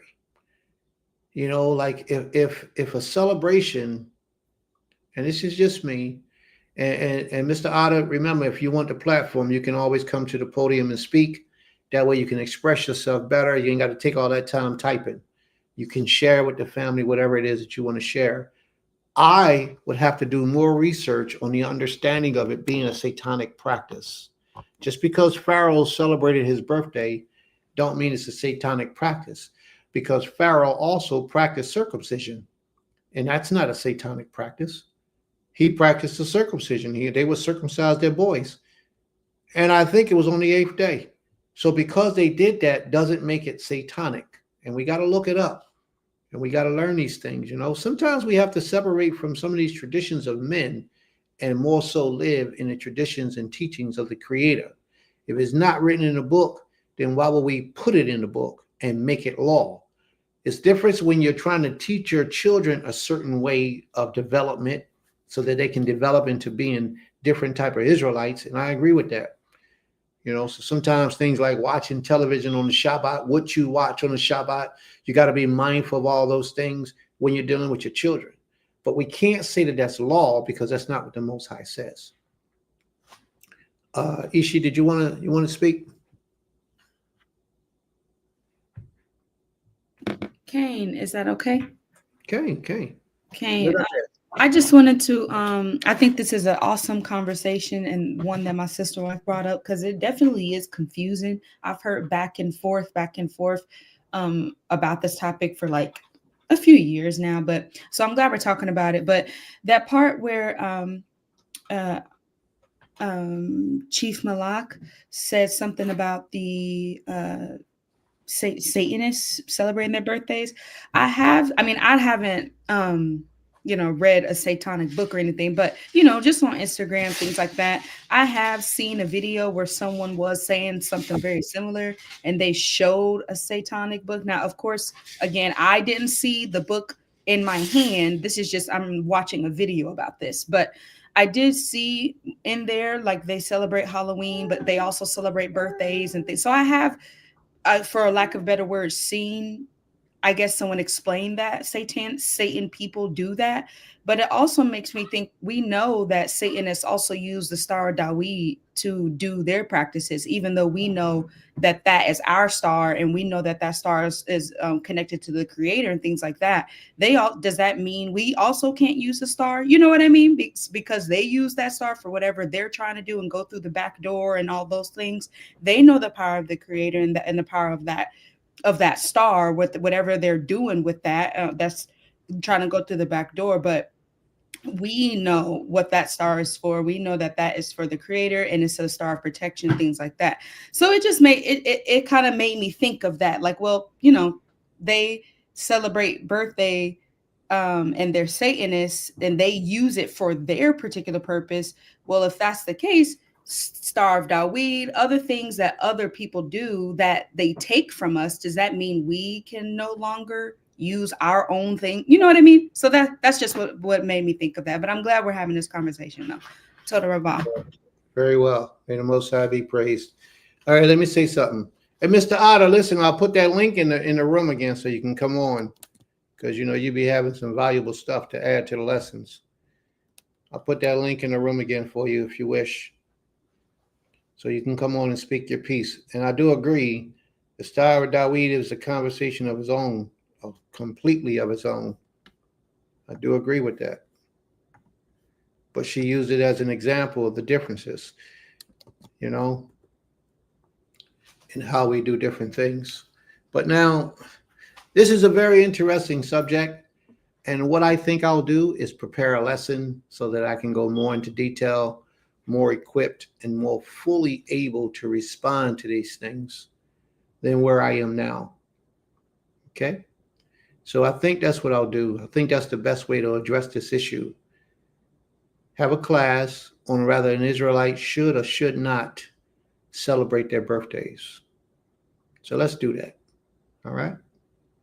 We're going to do that. Any objections? Nope. No objections. Y'all some beautiful people. Boy, I tell you, these people here is just beautiful people. They don't object to no lesson being taught. That's what makes them so great. All right, let's get this thing going. I wish I knew how to get rid of this stuff up top, but I don't. Maybe if I sit back one day and play with it, it'll come to me. All right. And AIM is correct. We can use anything for good or evil. She's absolutely correct. May the Most High be praised. She's absolutely correct. Can't argue with that. So here we go. Oh, just so y'all know, Facebook has banned me from being able to share on Facebook. They banned me, so I can't share the videos with other groups. But there is a share button on there on the Facebook. Any of you who know who we are, you're connected to me on Facebook. So can you please go share it on your Facebook page? Because Facebook got me banned. Let's show Facebook that they don't stop the show. So if you can go to my page on Facebook and you'll see where the video is live, you could just share that stream. Could you share it on your platform or to your page? Let's show Facebook they don't stop no show. What's wrong with Facebook? Trying to prevent the Most High's word from getting out. Shabbat Shalom, Sister Shay. Shabbat Shalom. Ain't seen you in a long time. How you been? May the Most High be with you. It's good to see you here today. So let's share it, family. All right? Let's rock and roll. The lesson is about ready to start. Now, I'm telling you, family, I don't know. All I did was share the video to about 100 pages. When I shared the video, I started getting these messages back one by one saying, you've been banned from this activity on Facebook. And they did that for quite a while. So I don't know if they banned all of them, but I know they got me banned. So we'll see. Sister Shay, that's my girl right there, y'all. Y'all got to go check her page out now. So help her now. Help her now. Support her page, y'all. Get her viewerships up. And she's on Instagram and Facebook. She all over the place. Probably got TikTok too. But she be having some very resourceful stuff on her pages. Go check her out sometime, family. And Sister Shay, if you want, you can put your tag, in here so that you can advertise for your page so people can go to your page. This ain't about no business because she ain't doing no business like that. She's educating the people, and it's a beautiful thing. Okay, so today we're going to talk about Bathsheba. But we're not going to just talk about Bathsheba. We're going to talk about Israel in a whole. All right, we're going to bring it up. Israel in a whole. We're going to rock and roll. We're going to move. We're going to make this thing happen. Okay. All right. So we need to, give me a second, please. There you go. How about that? Is that good enough? Let's see if we can bring it up a little bit more. All right. Can we all read that? Can it all be read? Let's rock. There you go. Let's rock. So we're going to take a glimpse back in time when we talk about DAWID in the 21st chapter. We're going to take a glimpse back in time and we're going to talk about something that happened in history right after King Saul's. We're going to talk about what happened during King Saul's life as to what he did to cause something that's getting ready to happen in Israel during the life of King DAWID. All right. So that's what we're going to do. Joab was in command of all the armies of Israel, and Benaiah the son of Jehoiada was in command of the Cherethites and the Pelethites, and Adoram was in charge of the forced labor, and Jehoshaphat the son of Ahilud was the recorder, and Sheba was secretary, and Zadok and Abiathar was priests, and Iri and Yeri was also David's priests. Remember, Joab was in charge of the military, and David put Amasa in charge of the military. And Joab took Amasa out one day after they was away from David, gave him a kiss, and stabbed him. Joab wasn't no joke. Joab said, "You ain't taking my job." And when he died, the king put Joab back in charge of the military. Joab wasn't having it. Joab wasn't having it. You can't just take his position. He wasn't having that. So let's go. 2 Samuel chapter 21. David avenged the Gibeonites. Now the Gibeonites, that's something for us to think about, the Gibeonites. There are many of us who don't understand who the Gibeonites were. The Gibeonites were a group of people. Matter of fact, I'm gonna share with you this is how we're gonna do this. We're gonna talk about who the Gibeonites were, but we're gonna read it. Let's go to the book of Judges, the 9th chapter. Judges, the 9th chapter. Do we all got it? We're gonna read the story of what happened with the Gibeonites and how they came into their position and who they are. Judges? No. Is it Judges or Joshua? I think it's Joshua. Please forgive me. Joshua, the 9th chapter, not Judges. Let's go to Joshua, the 9th chapter. All right. Joshua, the 9th chapter. We ready, y'all? Let's rock and roll.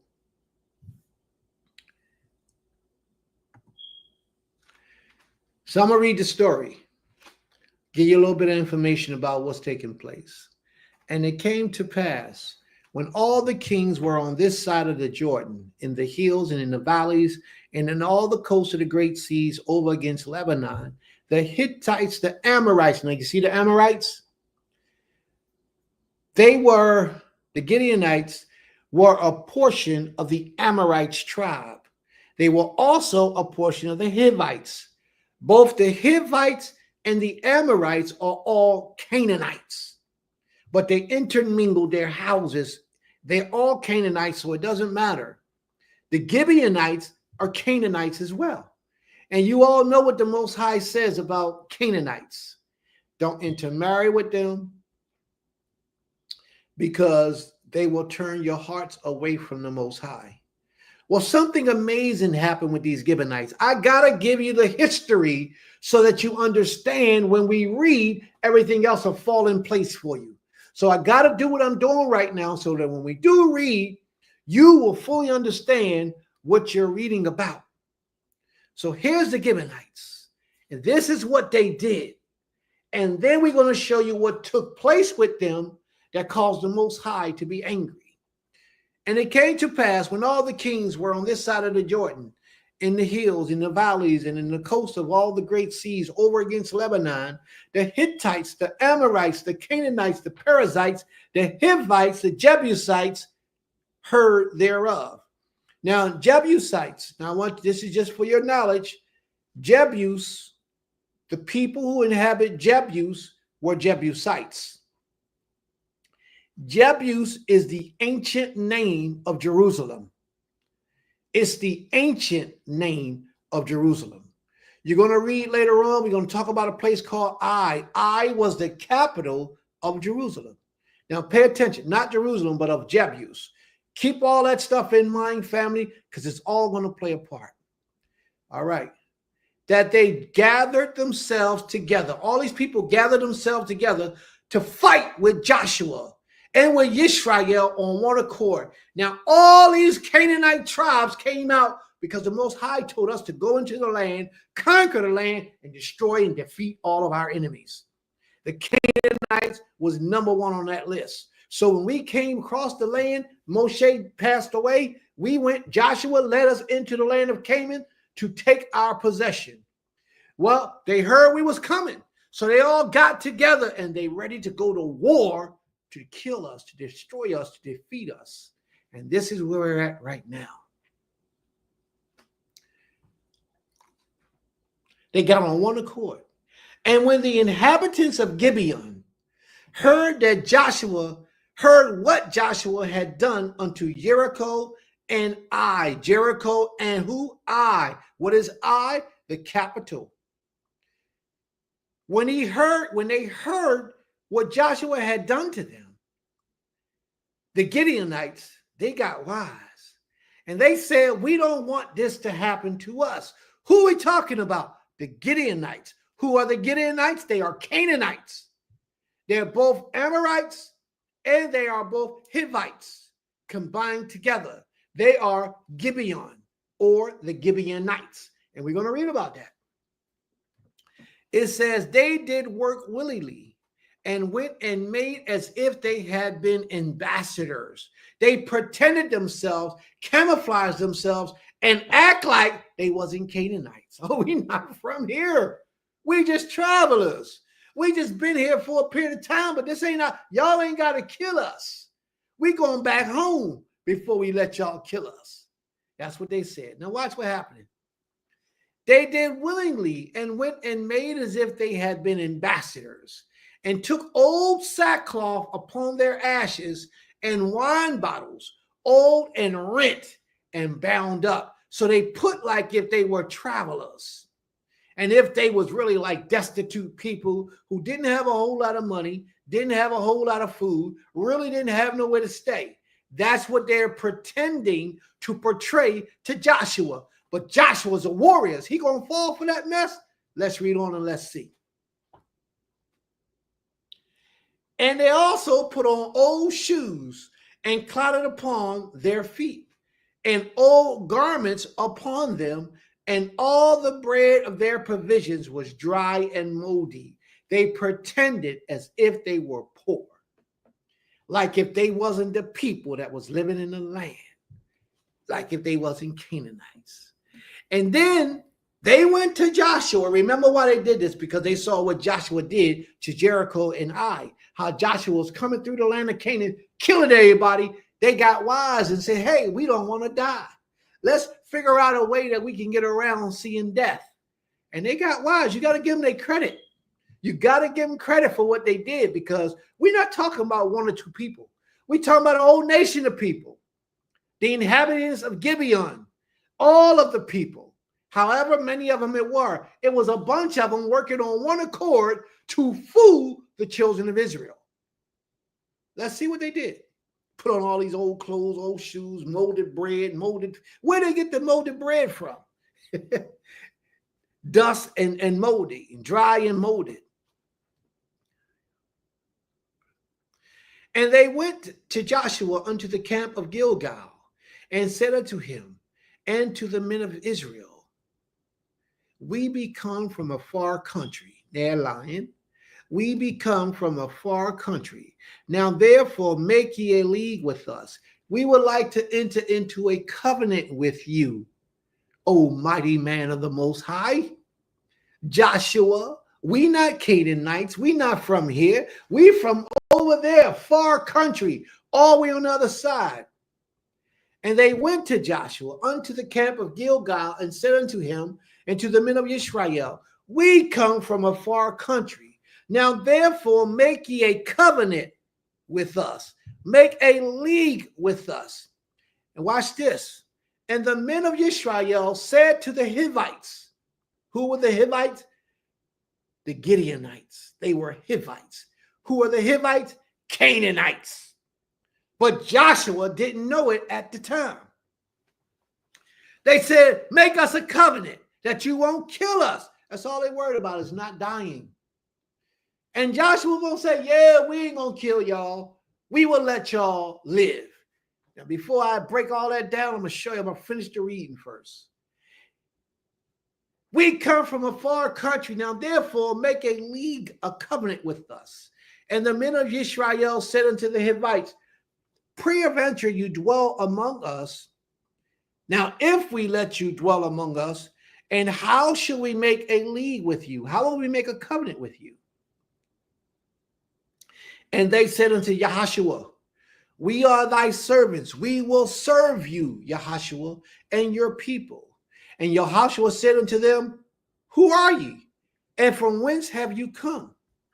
And they said unto him, from a very far country thy servants are come, because of the name of the Most High your Elohim. Bang!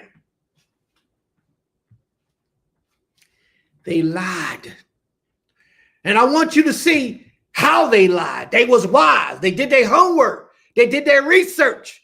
And they said to Joshua, what they said to Joshua? They said to him, we come from a far country. We are your servants, because we came because of the name of your power. For we have heard of the fame of him and all that he did in Egypt. They were lying. But what did they use to lie with? The fact that Joshua, the fact that you were a servant of the Most High. They spilled out the Most High's name, and what did you do? You got soft and you let your guard down and you forgot your normal practices. That brother, that sister that says they're Israelite, just because they say it don't mean a thing. Don't get soft. Don't get weak. Keep your guard up. And what I mean by keep your guard up, send them out to go get tested. Because every Israelite is not living the life of an Israelite. They're not thinking with the mind state of an Israelite. They say they want to be in your life. They want to be your husband. They want to be your wife. Send them out to get them tested, because they are frauding you majority of the time. They don't keep the Shabbat. A lot of Israelites, they're knowledgeable. They don't keep the Shabbat. They don't worship the Most High. It's self-gratification that they have. They only worried about bringing pleasure to themselves. And most of the time, they only want you so they can take you off your path to righteousness. It ain't the individual that's doing this. And this is what we don't know. It's the spirit of the individual that's doing it, not the individual himself or herself. It's their spirit. This is a spiritual warfare that we're in. And the spirits will attack your spirit to try to get you off the path of righteousness.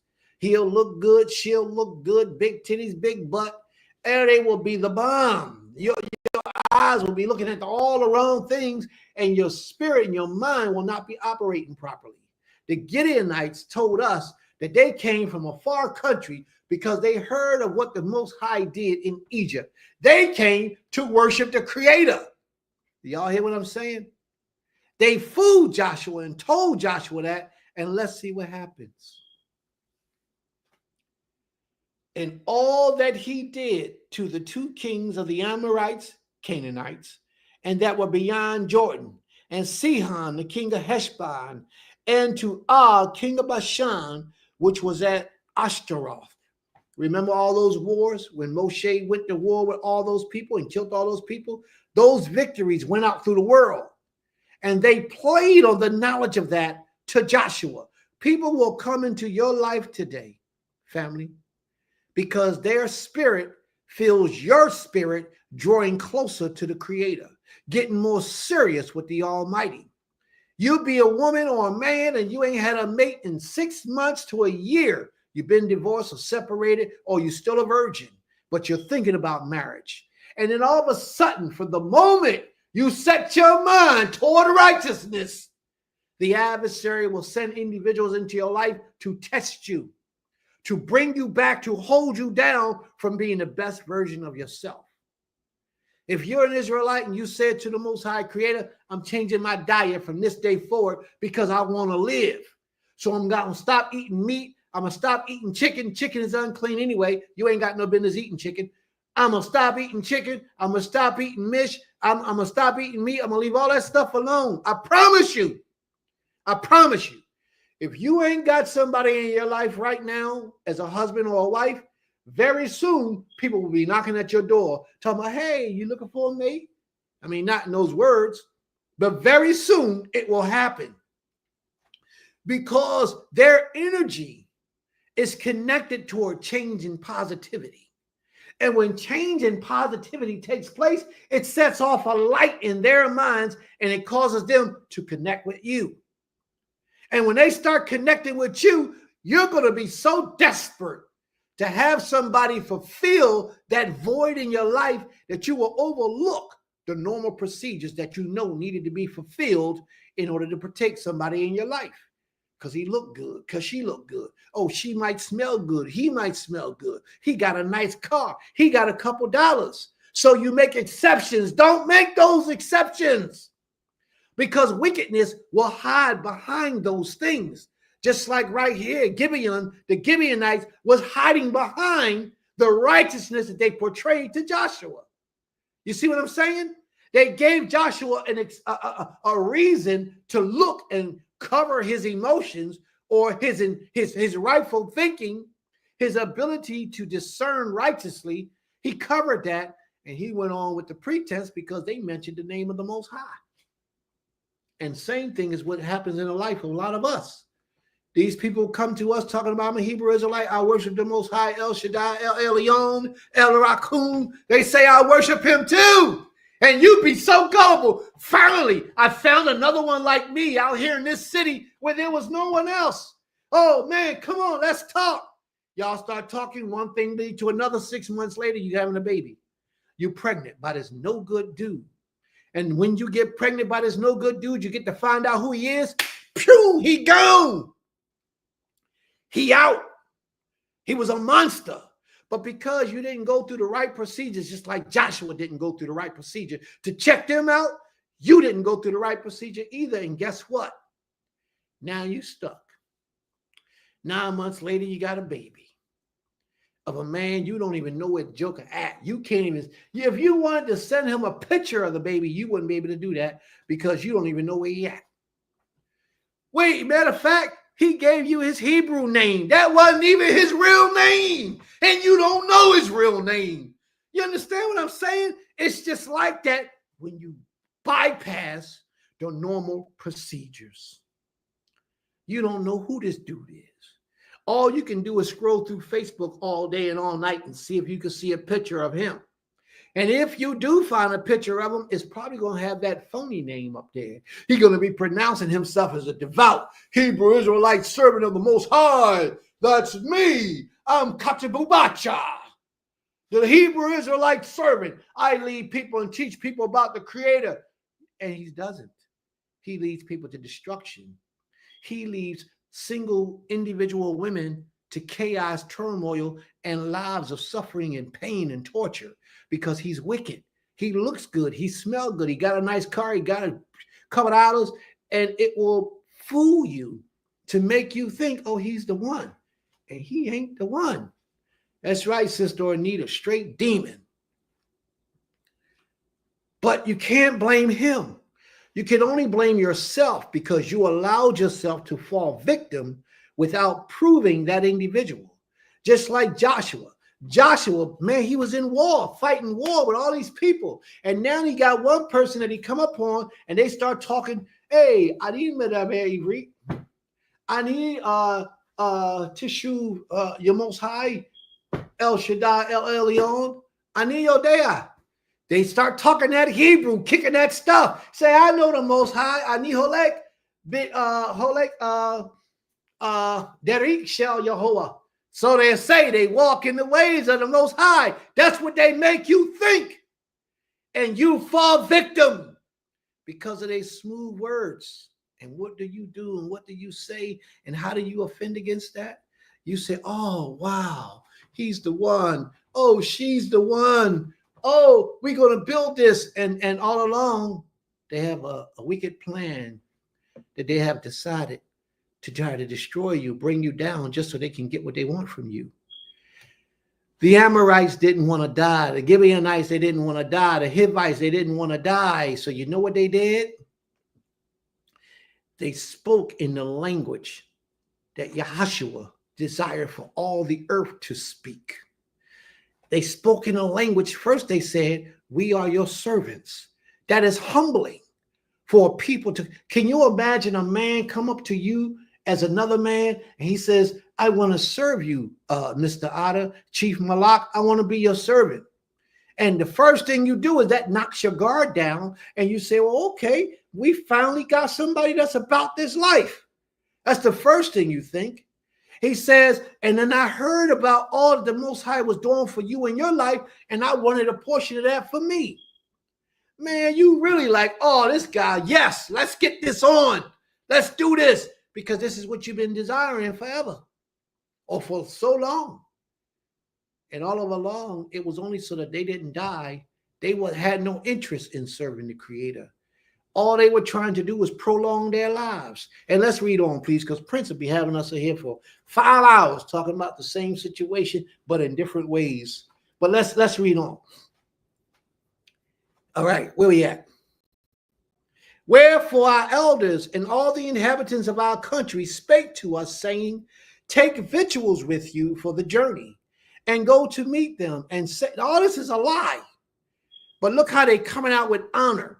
Take victuals with you for the journey, and go out to meet them, and say unto them, we are your servants. Look how they coming out with honor. Therefore, now make ye a league with us. Make a covenant with us. We only need to know that you're not going to kill us, and we will serve you. Please, here we go. Make ye a league with us.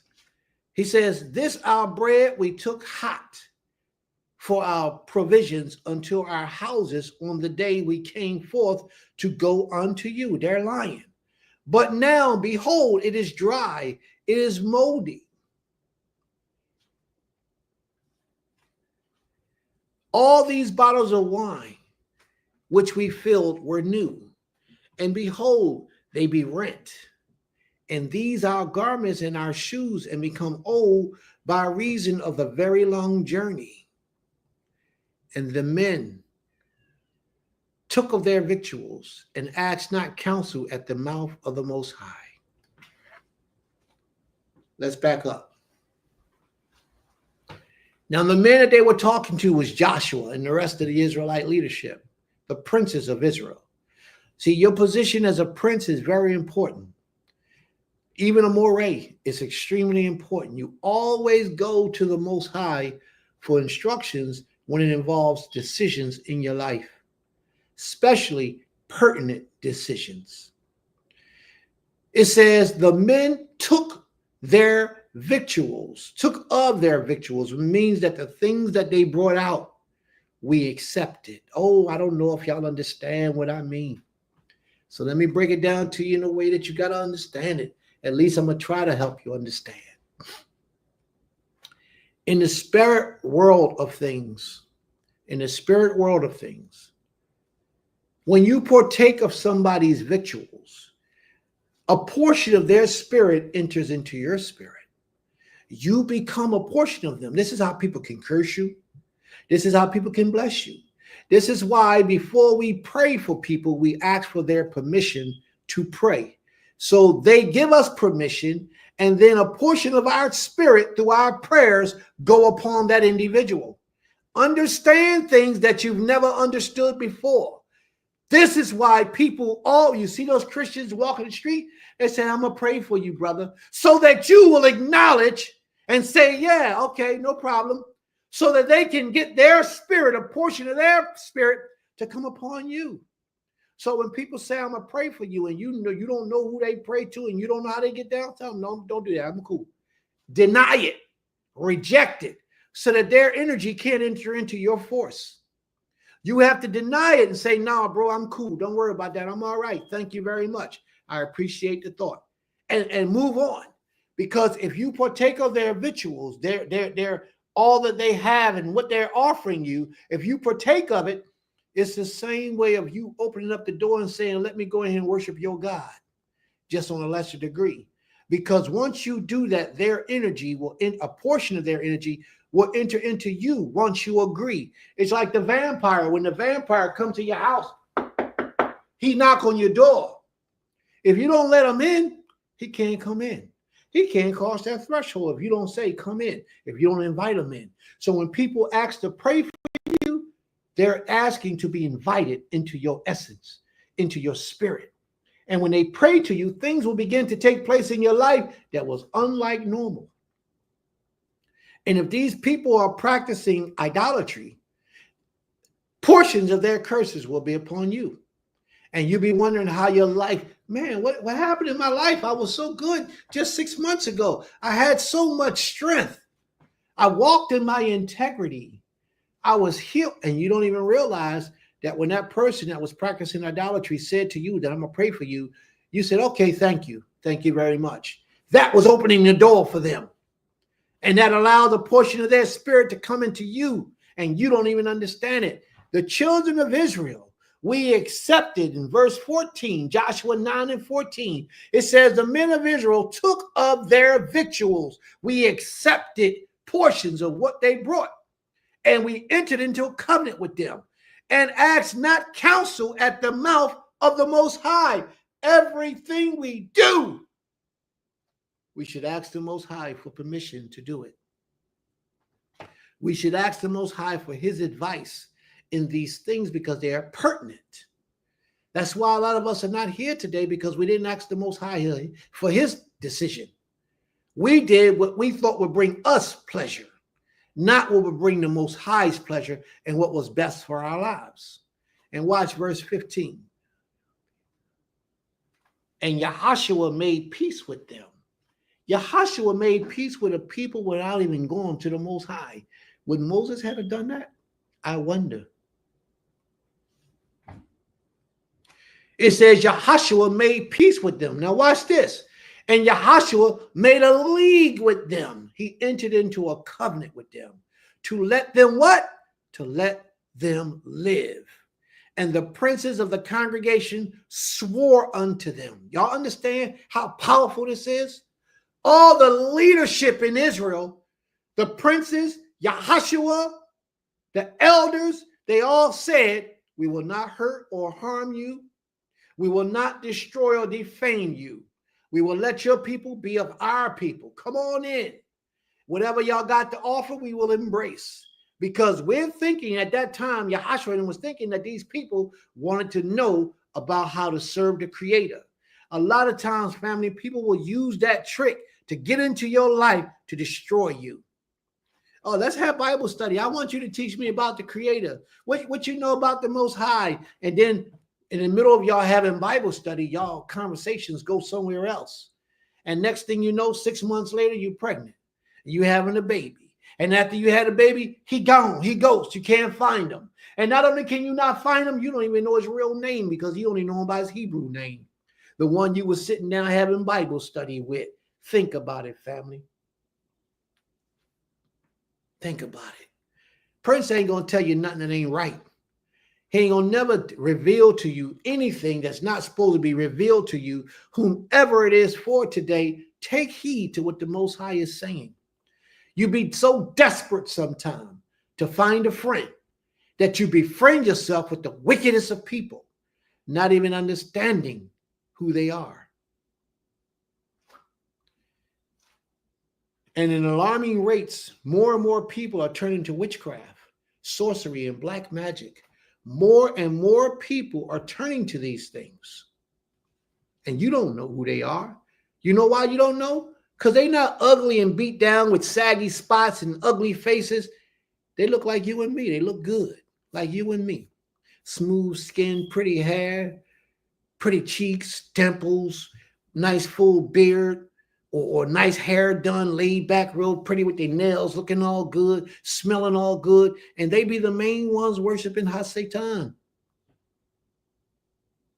And you won't know because they came to you in the name of the Creator. What they do behind closed doors, they don't tell you about that because they know that would expose them. You got to test people, take them through the trials. Yahushua didn't test them. Yahushua didn't take them through the trials. You know what Yahushua did? Yahushua was gullible. He said, okay. The princes was gullible. They said, okay. Nobody tested these people, and neither did anybody go to the Most High to ask the Most High's permission. Rather, this was acceptable. Why is this a problem? And I'm going to tell you why it's a problem. Because once Yahushua and the princes accepted these people and enter into a covenant with them that they would not kill them, that went out through all generations, through all lifetime, throughout all history. That's how powerful your word is. You would think that you gave your word to somebody 10 years ago and that person died and their children are still here, and then you die and your children are still here. You would think that your children don't have to honor your word, but that's a lie. Whatever your covenant you enter with another being, your children's and your children's children have to embrace that covenant. If not, there's a certain procedure that they have to go through to separate themselves from that covenant. Most of us have no idea what that's talking about. But we're going to find out today. We're going to read about it today. We're going to read about it. So let me read on a little bit more, family, then we're going to get back to the book of 2 Samuel.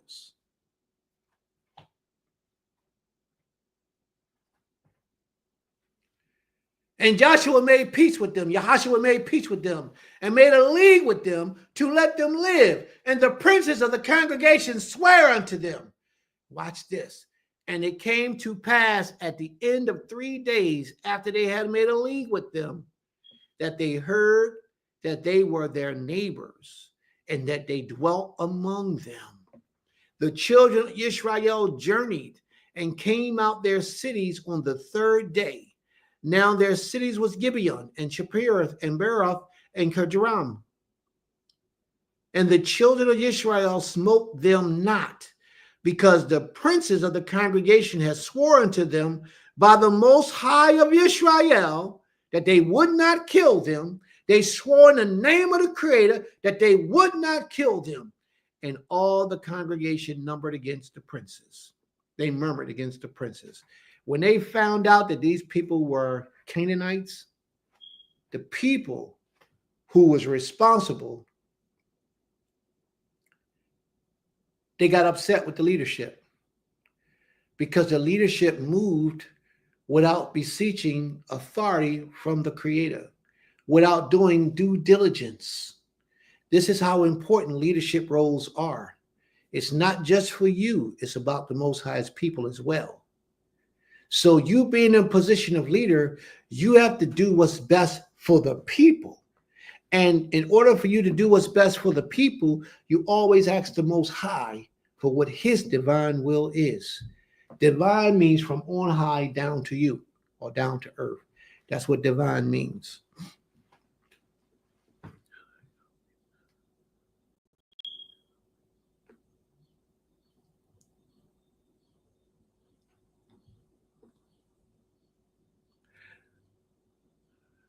Joshua chapter 9, verse 19. But all the princes said unto the congregation, we have sworn unto them by the Most High of Israel. Now therefore we may not touch them. Once they gave their word, they could not go against their word. You understand? Moshe says it's best for a man not to swear at all than for a man to swear and violate his oath. No, not Moshe. King Solomon said that.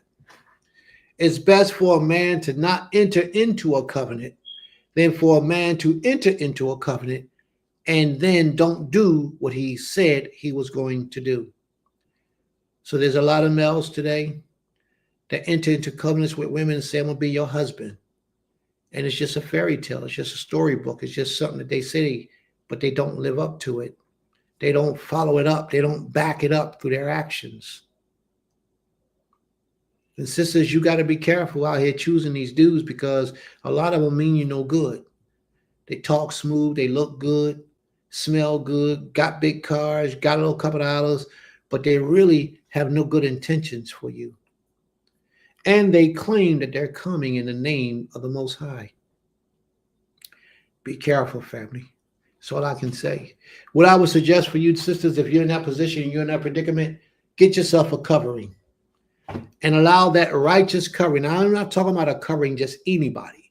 I'm talking about a covering somebody that you know is walking in the ways of the Most High. And let that covering make that decision and evaluate and question that individual. You don't do it because you'll be blinded. Because he looked good, smelled good, got a big car, got a couple of hours. You'll be blinded. He don't keep the Shabbat, so you didn't know that because you never asked that question because you were blinded, just like Yahushua. But your covering will know to ask those questions. Your covering will know to ask all the pertinent things to determine if this is a good fit for you or a good match for you. Now, your covering is not perfect. He may deceive your covering if he's that good. But the chances are he ain't that good because your covering know what to ask. And whatever he needs to ask, the Most High will put that spirit upon your covering to ask those questions. And he will. But all the princes said unto the congregation, we have sworn unto them by the Most High of Israel. Now, therefore, we may not touch them.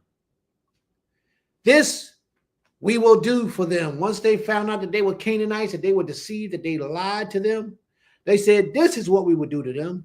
We will even let them live, lest wrath be upon us. Wrath from who? Wrath from the Most High. Why would that wrath be upon them? Because they gave their word that they would not kill them. And then when they found out that these people deceived them, it doesn't give you the right to go back on your word. But oftentimes we do. When a woman and a man enters into holy matrimony, and that woman says that I will serve you for the rest of my life, I will trust in you and obey your voice. And then 6 months into the marriage, she finds out that this man was no good. He misused her, he abused her, he beat her. He don't provide for her. He don't lead her to the Creator. He doesn't do anything that he started out doing that got her into him. She cannot leave him. She has to remain his wife. Your covenant you entered into cannot be broken. The only way that you can get your covenant broken is if you go to leadership or if you get this man to give you a bill of divorce. And if you go to leadership, unless you can prove that this man is not about the Most High's business and he's not providing for you and he beats you and you prove all those things, then the leadership can grant you a bill of divorce. Or if you go to the man and say, I just don't want to be married to you no more. If he's a man, he might be a male. More than likely he's a male. But if you go to the male and you ask him, I don't want to be married anymore. Can you please give me a bill of divorce? Then he can give you a bill of divorce and you are free from that covenant. But you yourself just can't say, I divorce you, husband. Here's a bill. You can't do that, sisters. You are trapped in these marriages until you get a bill of divorce. Or you get leadership to give you an acknowledged bill of divorce. But in order for leadership to do that, leadership needs to hear both sides of the story. And if the other party is reluctant, then leadership can make that decision.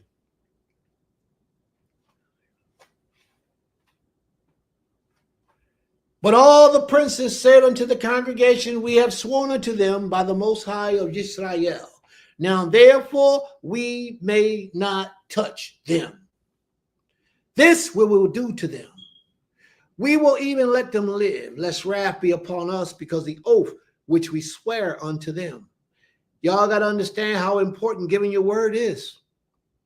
It's extremely important. I had 2 young men one day swore their lives to me under the perjury of death before the Creator, and both of them have broken their word. Both of them have violated the covenant that they entered into, because over a period of time, I guess they forgot what they said, or their own desires kicked in and they wanted other things other than what they had just swore their lives to. The Most High, there's no way that the Most High is going to let that go undone. There's no way. You don't enter into these blood covenants with the Almighty and then ignore it and as if you didn't. It doesn't go that way. It says, this we will do to them. We will even let them live, lest wrath be upon us, because of the oath which we swear unto them. And the princes said unto them, let them live, but let them be hewers of wood and drawers of water unto the congregation, as the princes had promised them. This is what I want to say to you. The Gibeonites came in pretending to be our servants, and the Gibeonites came in pretending to worship the Most High. The Most High heard all that, and the Most High made them live up to their covenant. Now, we found out who they were, and now part of that covenant that they lived up to was to be servants of the people of the Most High. They honored that. They had to honor that, because we entered into that covenant, and the Most High saw fit that they honored that covenant. They also said that they would serve the Creator. He saw fit that they served him too. And we're going to talk about all that a little bit later on. And watch this. Lest wrath be upon us. Let them be hewers of wood and drawers of water unto all the congregation, as the princes had promised them. And Yahshua called them, and he spake unto them, saying, wherefore have ye beguiled us? You fooled us, you tricked us, you dirty dog. Saying, we are very far from you when you dwell among us. Now therefore, watch what he says. Now therefore, because you lied to a servant of the Most High, cursed, and there shall none of you be freed from being bondsmen and hewer of wood and drawers of water from the house of my Elohim. He said those people will be cursed because they deceived him. Y'all hear what I'm saying? They will be cursed because they lied to a servant of the Most High. If you enter into a covenant with a man or a woman that serves the Creator, fulfill your covenant, please. And if brothers and sisters, if somebody entered into a covenant with you before the Most High and they don't do their part, that's okay, because the Most High is going to get them. You cry to the Most High and he will deal with that individual. You don't have to worry about it. He will deal with them.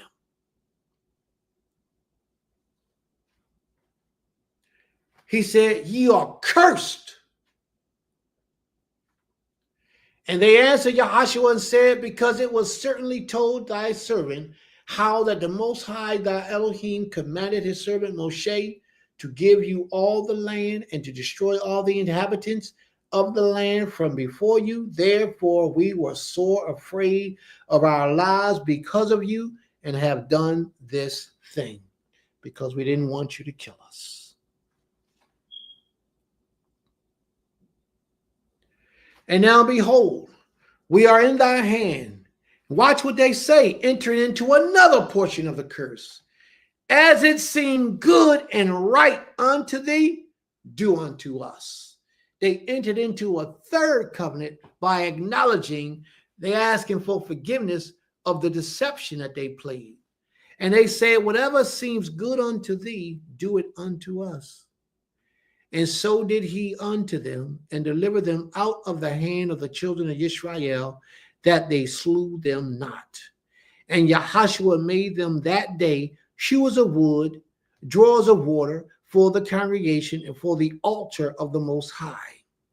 even until this day in the place which you shall choose, whichever he shall choose, the Most High. That's deep. Now we're going to see why this story is so deep. Remember, Yahshua and the leadership of Israel, Yisrael, had entered into a covenant with these individuals. And we had to fulfill that covenant. We had to live up to that portion. So Joshua was several generations before Saul and before DAWID. But that's what we're going to read about now. It says in 2 Samuel chapter 2 and verse 1, now there was a famine in the days of DAWID for 3 years. Now, when I read this, it puzzled me. There was a famine, which means there wasn't no food or there wasn't no water. Drought, usually water, but food is usually famine. There was no food in the land, a shortage of food for 3 years. The people had to improvise and come up with ways to get food to eat, and it lasted for 3 years. So where was DAWID at in his righteousness that the Creator would bring a famine upon his people for 3 years? Now, I want y'all to notice, we're going back now. This isn't necessarily picking up where we left off when we last read. This is going back in time. It's going to give a reflection of time that just passed. And watch this. And it says that famine lasted year after year. So it wasn't a break in between. It lasted for 3 years. And Dawid sought the face of the Most High. Now, I don't know why it took Dawid so long to go before the Most High and ask the Most High, why is this so? The moment something happens to me in my life that's disagreeable with me, I'm questioning the Creator. Creator, why you let this happen? Most High, what's going on? What's this all about? Why?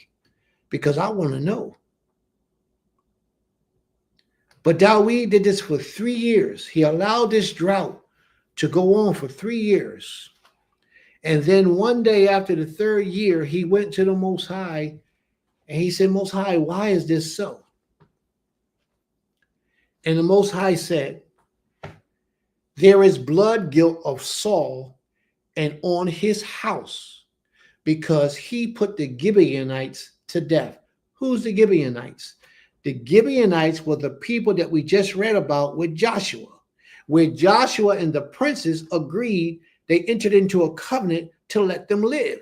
Well, that was several generations before Saul, many generations before Saul. So why is it that Saul had to uphold the covenant that his forefathers made? Why was that? Because the covenants, remember I used to teach a long time ago that what your forefathers did in their lives is embedded in your DNA today. And that if your forefather couldn't get over homosexuality, it may come up in one of your genes or one of your children in the future, or it might be in you right now today. And if you don't conquer it, it's going to come up and still have a chance to live in one of your future generations to come. So therefore, every shortcoming you have in life, this life is a journey, but it's a journey of improvement. It's like a school giving you opportunity to be better. Every opportunity that you have, that these inclinations or these thoughts or these passions or desires that come up in you that are wicked, chances are they were in your DNA from an ancestor you had prior to you, and it's trying to make its way back out again. If you don't destroy it, if you're a lesbian, you're a homosexual, let's say you're a gluttonous, you just eat a lot of food and you overindulge in food. Most people who are gluttonous, you look at their children are gluttonous too, because these are things that's in their DNA. They've learned to do this. Most people, not all people, but most people. Now, whatever your thing is in your life that has held you back from being great before the Most High, if you don't conquer it, It embeds itself deeper into your DNA, and you will see it come out in your children in the future.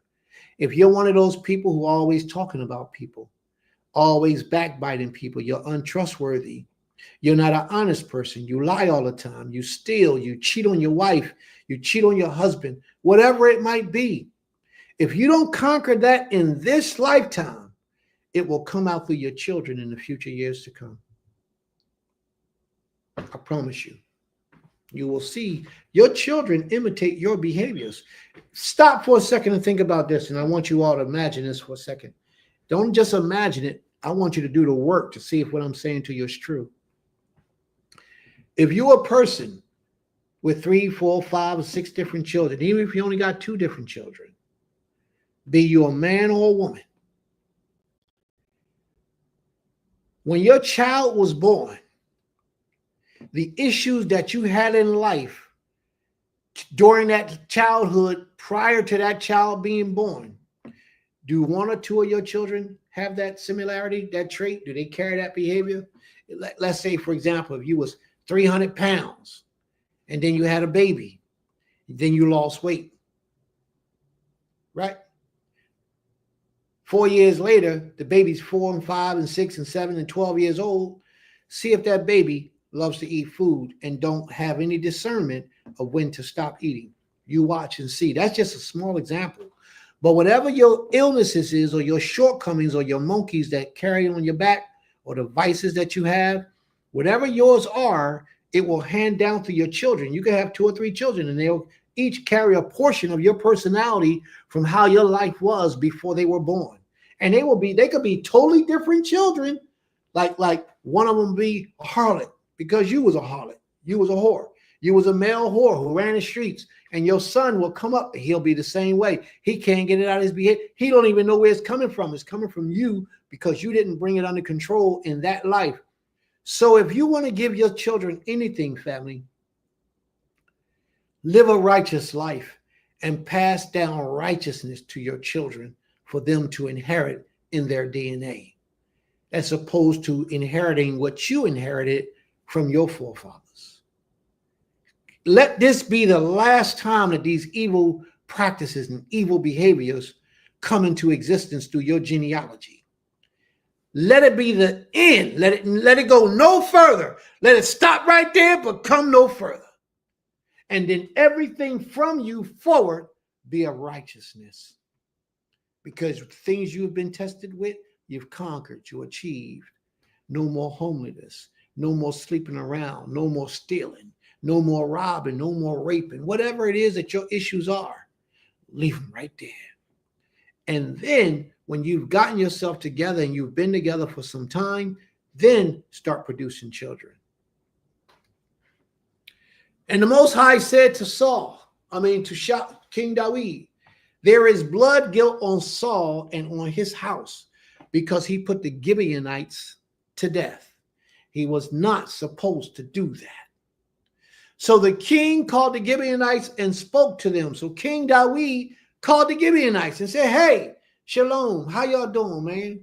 The Creator is telling me that he's punishing us because of something that Saul did to you. The Gibeonites was over there crying out to the Creator because the Gibeonites became servants of the Most High. That's what a lot of us don't know. The Gibeonites became servants of the Creator. The other part of that oath that they swore, that they didn't even know, they was using it deceptively. When they spoke the Most High's name, the Most High made them live up to it. And they became servants of the Most High. They were a Canaanite nation. And the Most High converted their soul and made them his servants. Watch and let's read. Because he put the Gibeonites to death. So the king called the Gibeonites and spoken to them. Now the Gibeonites was not of the people of Israel, but a remnant of the Amorites. Although the people of Israel has sworn to spare them, Saul has sought to strike them down in his zeal for the people of Israel and Judah. Saul started killing them after our forefathers had already entered in a covenant that we would never do that to them. And Dawid said to the Gibeonites, Now, this is something deep. I had a brother yesterday, brother Bathsheba, his name was DAWID too. I told him I would talk about him today. He does heating and air conditioning. So I was on a heating and air conditioning job yesterday. I must have did about 3 heating and air conditioners this week where I had to fix them. The compressors was broke. The fans was broke. I had to go get a capacitor to make the motor run. I had to do all this stuff this week with air conditionings. Even my own house, I had to fix my air conditioning. Had to change the thermostat on mine. But anyway, he's the one that I call for advice when things are too difficult for me and I can't figure them out. So I called him up, and this made me remind him, and I'm going to tell you why in a moment. So I called DAWID up. He's always there on the phone. Sometimes he takes 2 or 3 days to get back to you, but that changed since I started paying him. Since I started giving a little extra dollars. When I used to get advice and it was free and I didn't pay him, he took 2 or 3 days to call me back. But now since I started paying him, I call and he answering the phone now. But that's good. I appreciate that. This is an Israelite brother too. Shalom, DAWID, if you're listening. So I got stuck on a job with air conditioning. Another Israelite that I hired a long time ago, about 4 years ago, he put in 3 air conditioning systems for me and he rewired them the wrong way. We didn't know all these years. We didn't know. So the lady on the 2nd floor of one of the buildings, her electric got cut off. The lady on the 3rd floor calls me and tells me her air stopped working. So the guy who put the other Israelite who put the system in for me had the wires crossed. I didn't know. I'm going through the normal procedures of testing everything. It took a more experienced man, a more professional man than I, who was DAWID, my buddy. He came out, sat out there for a good hour or so with me, figuring it out, teaching me, showing me, and I listened because I like to learn, and he's the one to teach. I've learned so much from him just listening about heating and air conditioning. Now, when something breaks, I fix it myself prior to calling somebody else to come fix it. So he finds out that the wires were crossed. The lady on the 2nd floor who got her electric cut off, her wire was working the compressor for the 3rd floor. And the lady for the 2nd floor, the lady for the 3rd floor, her wires was working the 2nd floor. So every time her thermostat on the 3rd floor called for the compressor to come on, it wouldn't come on because it had no juice, because she didn't have no electric on the 2nd floor. Now that apartment was empty during the winter. She wouldn't have never known that because she only used the heat. When DAWID came out, he fixed it, and he spent a good hour, 2 hours maybe, the very most, fixing that heater for me. And at the end of the job, I mean, look. So he pulls out this scale and start weighing the gas that he was putting in his 1 unit. And I'm like, why are you weighing that? In my mind, I'm thinking, what are you going to charge me by the pound? So anyway, he runs it up. He said, what, you scared I'm going to charge you by the ounce? I said, no, I'm just wondering. And I really wanted to know what he was doing. So he taught me, he educated me. So we go. Job is over. We packing up. We going back to the truck. We go back to his truck, and we just sitting there, and we talking. So I asked the question, how much do I owe you? And he said, $600. I said, what? $600, man? How much I owe you, man? $600. I said, come on, man. Can't be no $600. Had a professional other than him came out, it would have been a bit about $1,200. A bit of $1,200 for real. I'm not even holding you. It would have been because all that time and all that work and that he did, yes. It would have been about $1,200, $1,300. But because that's my man, because I know him, he said, give me $600. I said, man, I ain't give no $600. He said, all right, give me $300. Give me $300. I said, for real, man, $300? He said, yeah, give me $300. I said, all right, come on. We walk into the gas station. No. Before that, he said, give me what you think is worth. Or something like, give me whatever you want. Whatever you think you want to give me, just give me. He left it up to me, basically.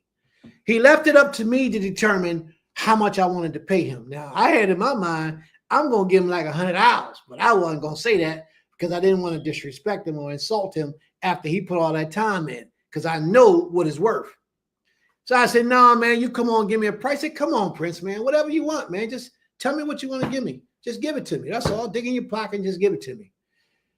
We ended up going to the Mac machine, and I gave him the $300. I went to give him the $300, and on the way to the Mac machine, he said, "Just give me $260." I said, "All right." I thought he said, "Give me $240." So I pulled out $240, gave him $240. He said, "How much is this?" He didn't even bother to count it. He said, I gave him a knot that I got out the Mac machine. That was $200. I had $40 in my pocket, so I pulled off 220s, and I gave him that afterwards. But I gave him a knot. He just walking away, put the money in his pocket. He wasn't worried about it because he trusts me. We trust each other that way. Then when I gave him the 40, he said, "Well, how much you give me?" I said, $240. He said, "Good, because if you gave me $260, I was getting ready to give you $20 back anyway. So you ain't got to do that. Just keep that." It shows you that the Most High was involved in that conversation and the way that that thing went. And I'm grateful and thankful. The reason why I'm bringing this up is because between us, he allowed me to determine how much to give him. What do you want to give me? What you think is worth? Whatever you want to do. You never know what somebody will say your time is worth to them. You should always tell somebody what you feel your time is worth to you. For example,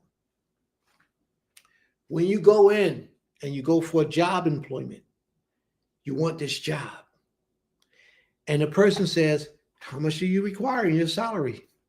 You say, "Well, what's the going rate?"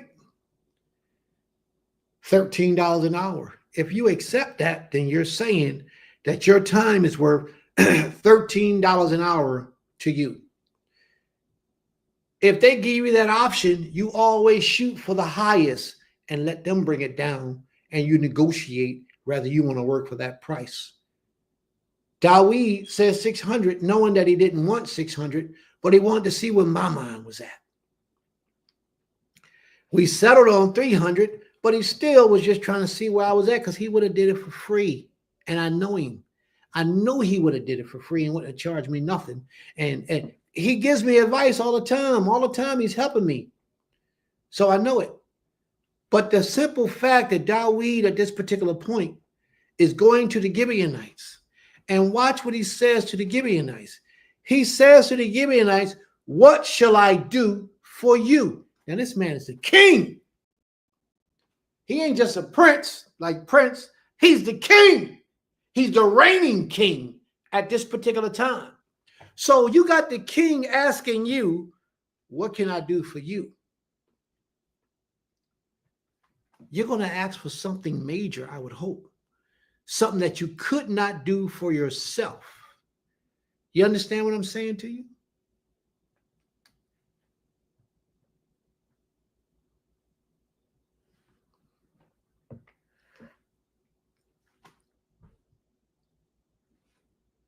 And how should I make atonement that you may bless the heritage of the Most High? If these people wasn't working in favor of the Most High, why would DAWID be looking for any blessings from them? But look what he's asking for. He's coming to a people, and these wasn't the same elders that was alive in Joshua's time. They wasn't the same ones that he was talking to. So DAWID was talking to their children, and DAWID was one of the children of Israel. But our forefathers, all those many years ago, made that covenant with their forefathers all the many years ago that was still expected by the Creator to be held up in the time of King DAWID. But Saul broke that covenant. So DAWID goes to them, and DAWID says to them, "Then what will I do that we can make this right, so you can make an atonement or covering for our sins, that you may bless the heritage of the Most High, or that the Most High will bless us through you?" If this was a wicked nation, then we ain't looking for no blessings from them. These people were worshipers of the Most High because they entered into that covenant. And all throughout history, you'll see what a Gibeonite did this. We met in Gibeah for that. All these type of things is taking place in Gibeah. And Gibeonites was involved in all different type of righteous things because they were worshipers of the Most High. They became to be. The Gibeonites said to him, now watch how they respond to him. It is not a matter of silver or gold between us and Saul or his house. This has nothing to do with money. Neither is it for us to put any man to death in Israel. We don't want to go to war with Israel. We don't want to put anybody to death or none of those things. What do you say that I should do for you? They're repeating what DAWID said.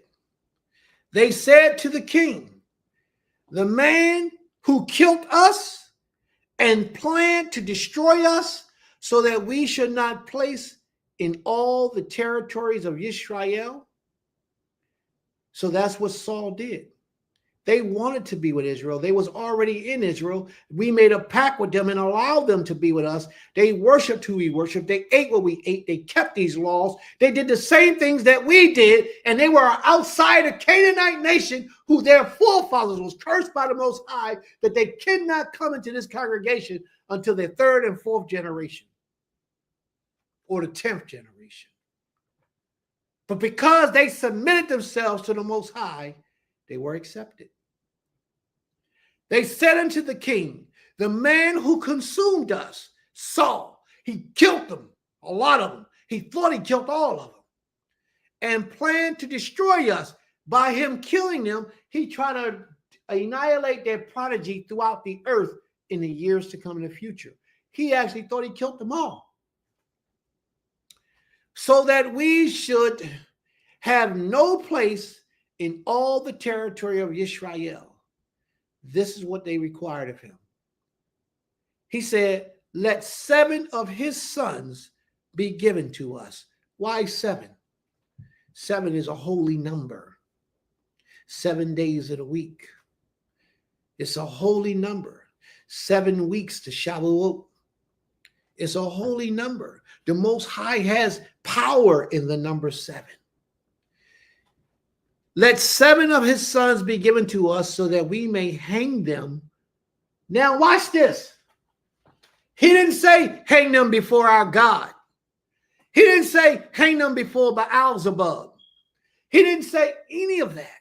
He says hang them before the Most High at Gibeah of Saul.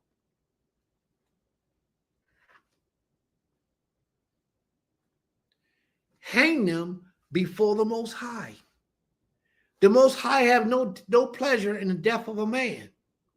But yet, because their forefathers committed this evil act of wickedness in all the lives that Saul killed and took in his unrighteous state of mind, because he was wicked at that time.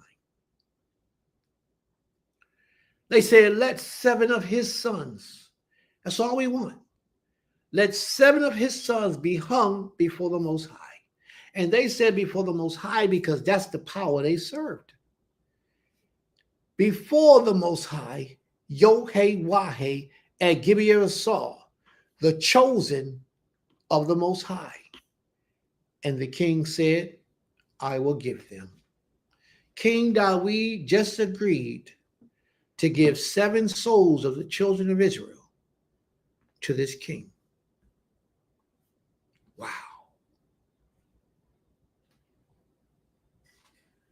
Wow. Now, there was a woman called Rizpah. Rizpah was a concubine of Saul. And she was the mother of 2 of Saul's children, Armoni and Mephibosheth. Okay. She was the mother of 2, Armoni and Mephibosheth. Now, remember last week in class, we talked about Mephibosheth, the son of Saul. The son of Jonathan. Mephibosheth was Jonathan's son, who is also the son of Saul. Jonathan or Jonathan was the son of Saul. Mephibosheth was Jonathan's son. So it was really Saul's grandson, Mephibosheth.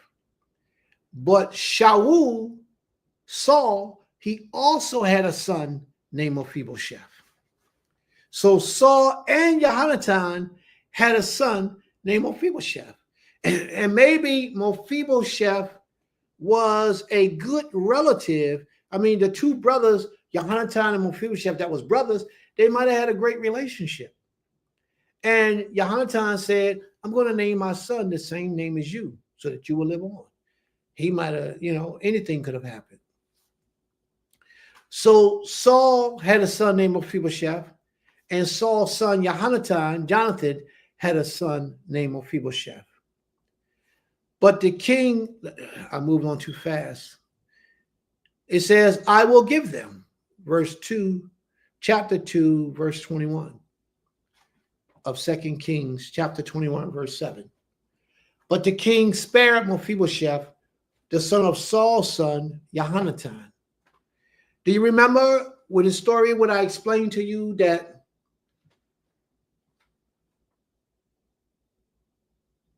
King DAWID said to Mephibosheth, you will live in my house forever.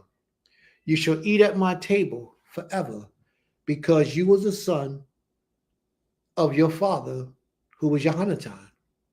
Therefore, I'm going to let you live in my house at my table forever. In the days of a war, of a famine, of people coming to kill the house of Saul, one of Saul's handmaidens, when Mephibosheth was a child, I believe he was about 5 years old. When he was a child, one of Saul's handmaidens ran out with the child covered up to save his life because somebody was there killing all the people. And as she was escaping with Mephibosheth, she dropped him. He fell. He broke his foot or something. He couldn't walk because of the damage of that fall. That's what it says in scripture. He hurt himself from the damage of that fall. So therefore, that's how he became lame. That's how he lost the use of his foot. He became maimed. He couldn't walk. Now, this was the son of Jonathan, the one that Dawid said will always eat at his table. So the sons of Saul, but the king spared Mephibosheth, the son of Saul's son, Jonathan, because of the oath of the Most High that was between them, between Dawid and Jonathan, the son of Saul. The king took two of Rizpah, the daughters of Ai, whom she bore to Saul. Now remember, Rizpah was a concubine of Saul. She had two sons, and one of their names was Mephibosheth. The other one was Armani. I'm not talking about Armani, the fashion designer that make the clothes, suits. No, I ain't talking about him. I'm talking about Armani, who was the son of Saul, by his concubine, Rizpah. The king took the two sons of Rizpah, the daughter of Ai, whom she bare to Shaul. One of them name was Armani, and the other one name was Mephibosheth. And the 5 sons of Meribah, the daughter of Saul. Now, some of your books might say Micah. Some of your books may say the 5 sons of Micah. That's a misprint, because Micah died childless. Micah didn't have any children. Micah was the one that King Dawid in his youth went out and slew 100 Philistines or 200 Philistines and brought back the foreskin of their hair so that he could marry Saul's daughter. That was Micah. He took her to wife. And when he was in his bed, she let him down through some sheets over the balcony because Saul was coming in to kill Dawid, and Dawid went on a run. When Dawid left, Saul, despising Dawid, gave his wife Malka to a man, I forget his name, start with a P. Peruz, I think his name is. Or I can't remember his name. Somebody look that up for me, please, so I can remember that man's name. He gave Malka to this man as a wife after Dawid left, but she was still Dawid's wife. Another evil act by King Saul. Dawid comes back years later with Abner, and he says to Abner, if you want to join my army, then you go get me my wife from, what's his man's name? I can't remember the man's name. Pelu or Peleg, something. Go get my wife from this man's house and bring her back to me. Then I'll talk with you and we can work together. So the man went out and got Malka from that man. The man was chasing after Abner, crying and weeping. And Abner said, boy, you better go back. And he went back. But he was crying. And Abner brought Milcah to King Dawid. And Dawid never had sex with her again. But what happened was, this woman that I'm telling y'all about right now, when I say this, you probably remember this.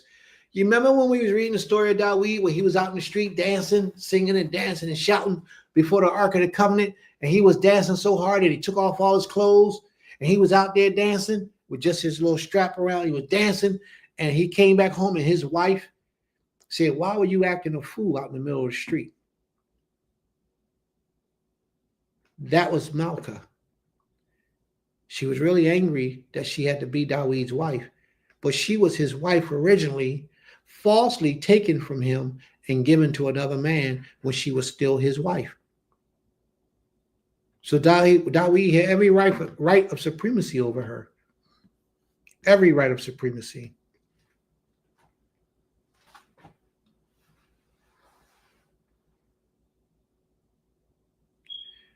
And he gave them into the hands of the Gibeonite, and they hanged them on the mountain before the Most High. And watch this. Now I want y'all to encapsulate this story. Many years ago, our ancestors entered into a covenant with another nation. That nation became worshipers and servants of the Most High and servants to us. Many generations later, we have a king. And the king violated that covenant by beginning to kill these people who trusted in it, the children of Israel, who trusted in it in the Most High. So instead of there being a war to break out, Dawid, at the request of the Gibeonites, because again, this is what they requested, and because Dawid left this up to them to make this request, he couldn't say no. They requested 7 souls. For all the souls that they lost, they only wanted 7 back in return. That was a low price to pay from lives that should not have been taken anyway. In the ancient days, they did that. Instead of 2 armies going to war, only 2 men would go to war. And whichever one of those men won the battle, the other nations would serve them. You follow me? Well, you see that with Goliath and the giants and all that type of stuff with the Philistines. So let's read on.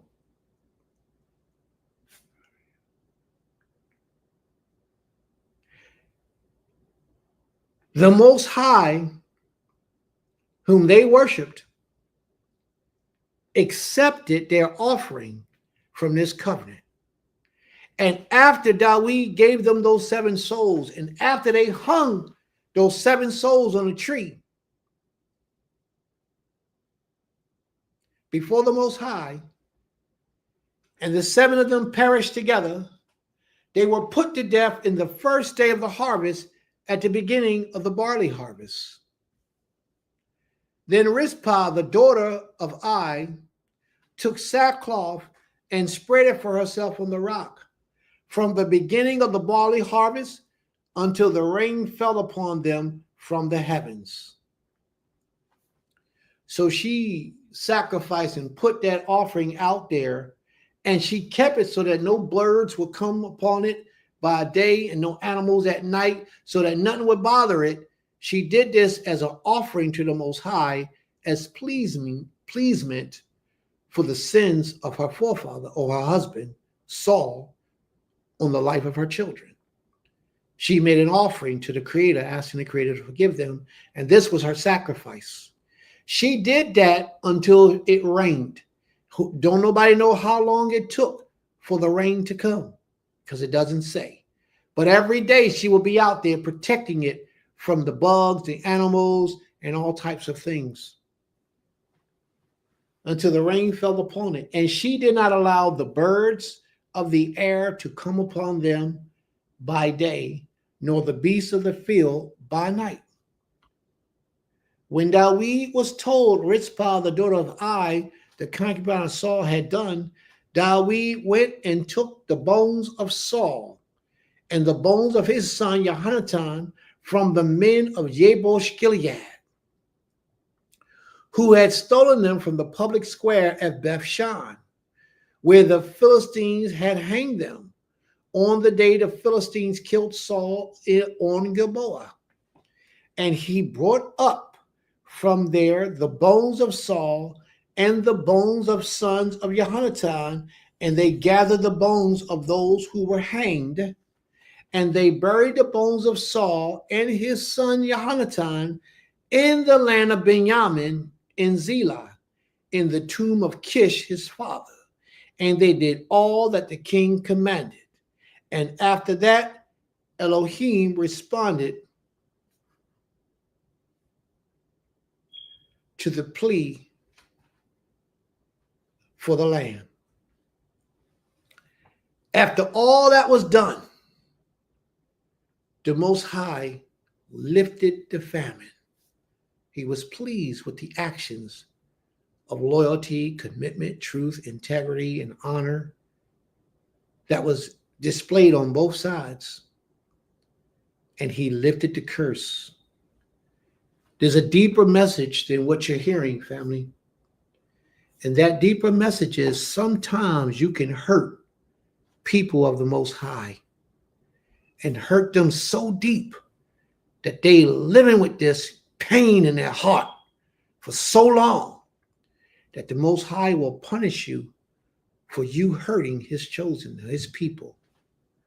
He will punish you. And if you ever go to the Most High and ask the Most High, how can you lift this curse up off your life? He just may show you what you need to do. But if he shows you what you need to do, it's best that you do it. So if the Creator tells you that you are to go to such and such and ask for forgiveness, then you should do so. If the Most High tells you to go to someone and commit yourself to servitude to them, then you should do so. Whatever the Creator's instructions are for you in your life, that's what you should do. For if you don't, then the curse that you have upon your life that has taken you to the Most High to question why that curse is there, it shall only intensify until you humble yourself. When they did what they did, then the curse was relieved from the land. There was war again between the Philistines and Israel. And Dawid went down together with his servants, and they fought against the Philistines. And Dawid grew weary. And Ishbadah, one of the descendants of the giants whose spirit weighed 300 shekels of bronze, who was armed with a new sword, thought to kill Dawid. This man had a brand new sword. He thought to kill Dawid.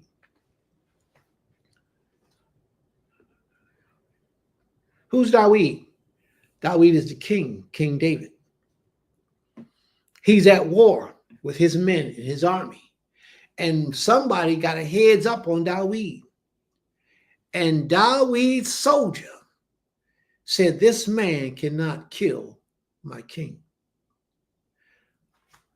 This soldier of Dawid put his life to the line to defend the life of Dawid. That's loyalty. That's what I'm talking about. That's what I'm talking about. He says to Dawid, your life is worth 1,000 of ours.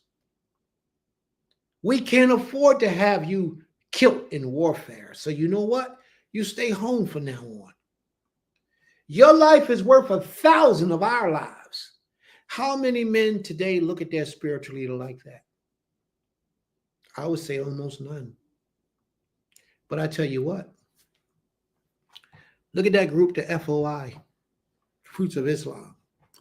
Say something about their spiritual leader and watch what happens to you. Try to attack their spiritual leader and watch how, and these are black people that we're talking about.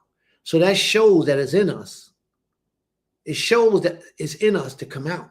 We just refuse to let it out because we don't support our leadership in the manner like they supported theirs. The FOI will die for Farrakhan. They will put their life on the line for Farrakhan, their spiritual leader. What Israelite congregation do you know today that would do that? Man, it's most people won't even put their life on the line for their own blood relatives, their own household, their mother, their father, their sister, their brother, their children. Most of them won't even do that. Most of them will not risk their lives for that purpose. But in the ancient days, in the days of King Dawid, the men knew what it meant to honor leadership. And Abishai, remember Abishai? Now, Abishai is actually Dawid's nephew. He's actually Zeruiah's son. He's actually Joab's brother. Joab and Abishai are both children of Zeruiah. Joab is the captain of the army, and Abishai has a different purpose. I forget what his purpose is, but he's in the military too. Each one of them was mighty men of war. And when they break it down, how many men they killed over 100 men with their bare hands in warfare in one battle. That's how strong these men were. Abishai wasn't no joke. But the son of Abishai of Zeruiah came to his aid. He protected Dawid, and he attacked the Philistines, and he overcame the Philistine and killed him. Then Dawid's men swore to him, you shall no longer go out to battle with us, let you be quenched, lest they quench the light of Israel. They understood how important their leadership was, and they understood how the message of Dawid, his leadership position, needed to go further. They understood those things, and they couldn't take a chance of Dawid being out in warfare and being killed, so they made him stay home.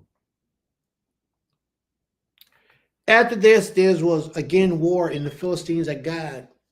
Then Sibbecai the Hushite struck down Saph, who was one of the descendants of the giants.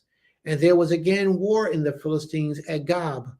And Elhanan, the son of Yared Origim, the Bethlehemite, struck down Goliath the Gittite, the shaft of whose spear was a weaver's beam. And there was again war at Gath, where there was a man of great stature who had 6 fingers on each hand, 6 toes on each foot, 24 in number. And he also was descendant from the giants. And when he taught Yisrael, Yohanan, the son of Shimei, Dawid's brother, struck him down. These 4 were descendants from the giants in Gath, and they fell by the hand of Dawid, by the hands of his servant. Now, Dawid's song of deliverance. Now, where did I go off at?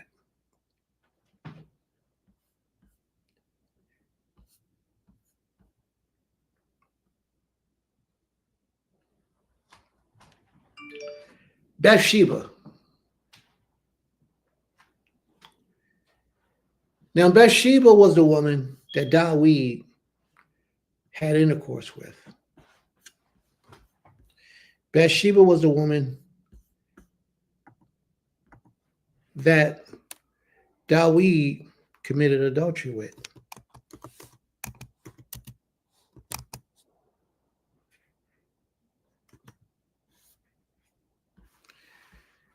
She was the daughter of a man named Elum, the Hittite.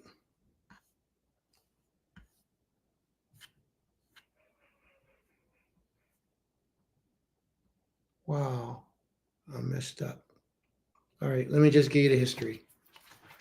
Bathsheba was a woman. Let's go to 2 Samuel, chapter 11, verse 1.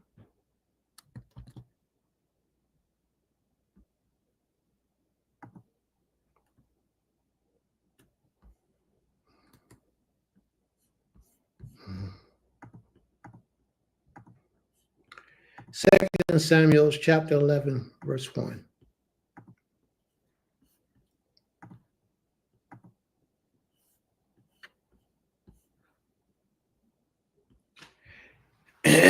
Now, we just read this story a little while ago. I just want to bring some acknowledgement to these things.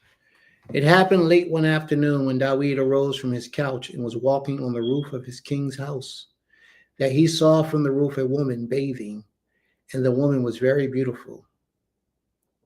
And Dawid sent and inquired about the woman. And one said, Is not this Bathsheba, the daughter of Eliam, the wife of Uriah the Hittite? So Dawid sent messengers and took her, and she came to him, and he lay with her. Now she had been purifying herself from her uncleanness. Then she returned to her house, and the woman conceived, and she sent and told Dawid, I am pregnant. And this started the whole situation. But what a lot of us don't know is who Bathsheba was. When we had this lesson, it was brought up about Uriah the Hittite, who was Bathsheba's husband. He must have had some great money and status because he's living next to the king's palace, where the king can be on the roof and he can actually see through this windows on a woman's balcony or through her window what she was doing. So in order to be that close to the king, you have to have some kind of wealth and status. But that was all wrong. I'm not going to say it was all wrong.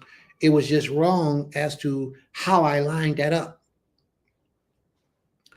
What I've learned is that, you remember that guy that we just read about, Ahithophel? Remember we read about Ahithophel, who sided up with Absalom to go against King Dawid? Whereas before time, Ahithophel was King Dawid's counselor. Remember where it was said that Ahithophel's word was as if the Creator was speaking himself. That's how serious the people were with the word of Ahithophel. And then when King Dawid sent the other Levite back to counsel, I can't remember his name right offhand. When King Dawid sent the other Levite back to counsel his son Absalom, Ahithophel saw that his word wasn't being followed no more, so Ahithophel went home and killed himself. Ahithophel was Dawid's counselor, where Dawid will come to Ahithophel and ask him questions about different situations, and he would listen to Ahithophel, and he would do these things. So if this man is so prestigious in Dawid's counsel, of course he's going to have money. He's going to have wealth. Ahithophel was the father of Eliam. Ahithophel lived in the proximity of Dawid, speculating, because he had to be back and forth to the king all the time in counsel. Ahithophel, who sided up with Absalom to kill Dawid, we always ask, what was his problem with Dawid? And here, I think we have his problem. Ahithophel is Eliam's father. And Eliam is the father of Bathsheba. I think we now know why Ahithophel sided up with Absalom to destroy Dawid. Remember, Dawid was on his roof and saw her through the window.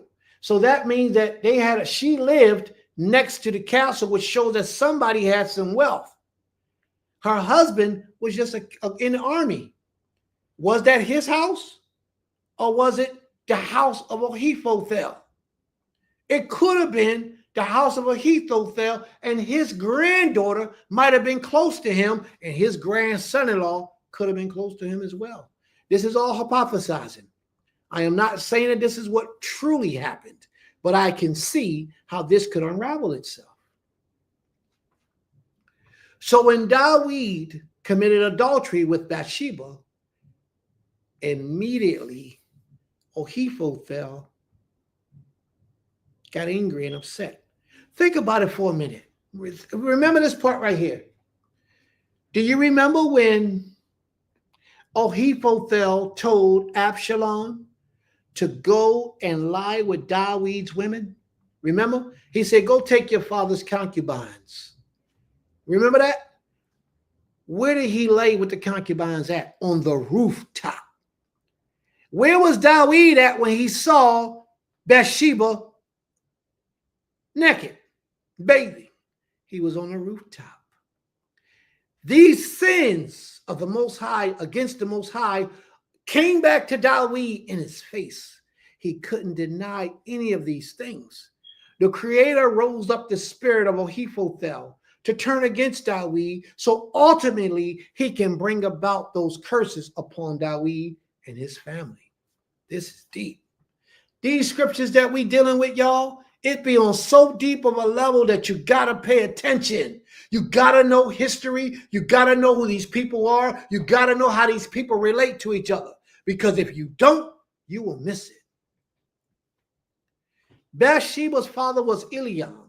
Eliam is also mentioned as the son of Ahithophel. In 2 Samuel chapter 11, verse 13, it is explicitly stated that Eliam was Bathsheba's father, and that Eliam was a son of Ahithophel. 2 Samuel chapter 23 and 34, Eliphat, the son of Abishai, the son of Micah, Eliam, and Eliam, the son of Ahithophel, the Gileonite.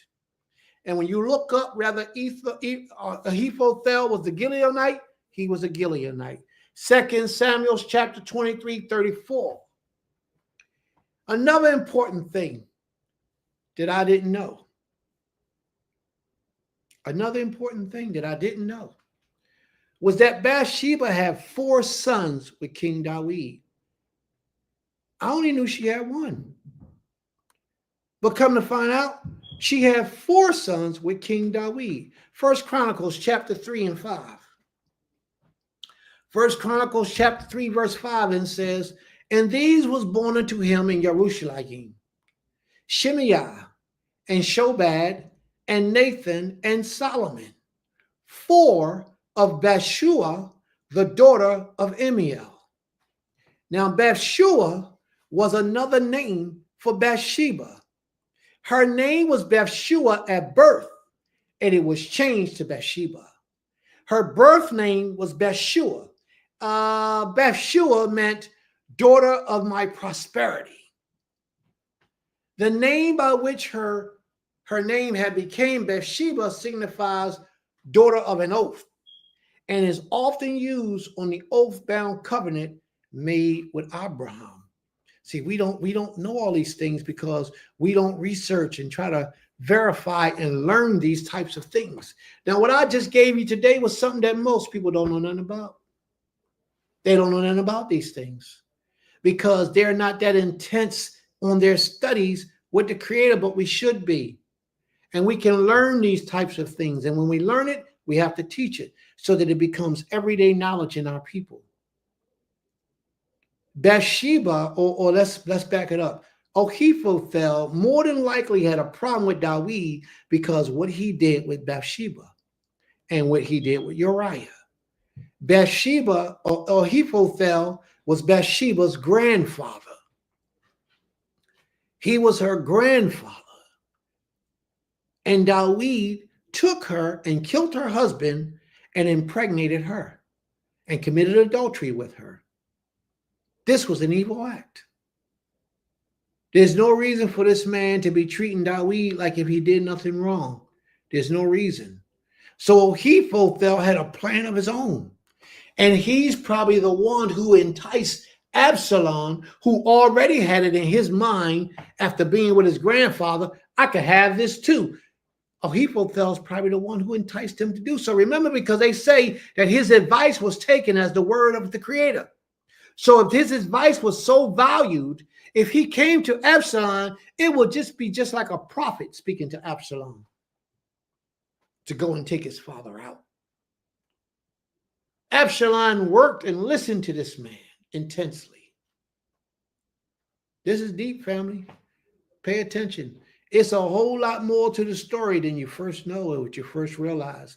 But the Most High did all of this to bring about to Dawid the punishment that he deserved for the wickedness and evil that he did in the nation of Israel. But if you notice, he did it once. He didn't have to do it again. He never did it again. He committed it. He acknowledged it, and he moved on. He didn't give back no woman. He didn't give back no woman. What he did was he made life better with that woman and had 4 sons, 4 additional sons with that woman. And not only did he have 4 additional sons with that woman, but the Creator blessed their union, and they brought forth King Solomon. And Solomon became the next king in the nation of Israel. This is deep, family. Whole lot of information, whole lot of study, a whole lot of research, and these things begin to unravel right before our eyes. Things that we had no understanding on previously. May the Most High be praised. So that's what I wanted to bring about Queen Bathsheba. I wanted to give you a little bit of her history and her story as to why, when Dawid did what he did, that maybe things went down the way that they did. All right? May the Most High be praised. All right, family. So now we're going to close out our class. We're going to take questions, comments, and we're going to address the issues that needs to be addressed at this time. Are there any questions from anyone? Do we have any questions or comments? Let's see.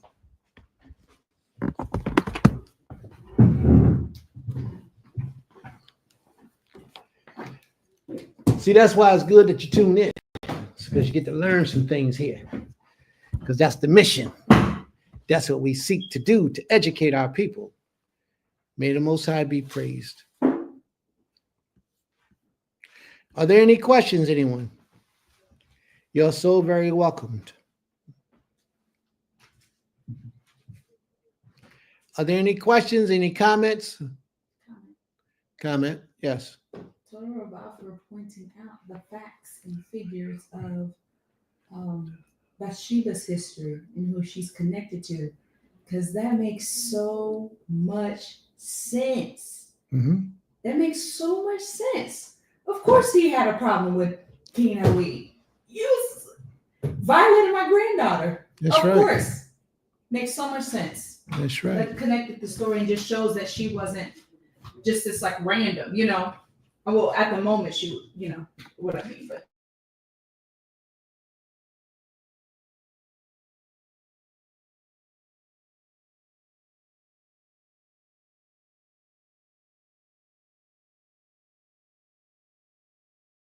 Makes sense, right? Yep. So let's go, family. Are there any questions or comments, anyone? There are no questions or comments?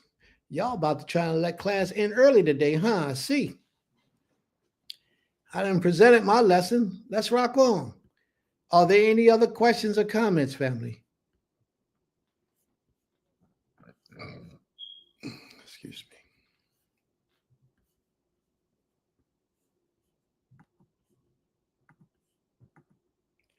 Are there any other questions or comments? Anyone?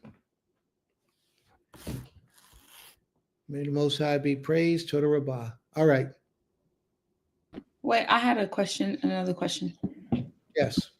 When earlier, when the King Josiah, but I don't know how to say it in Hebrew. I forgot.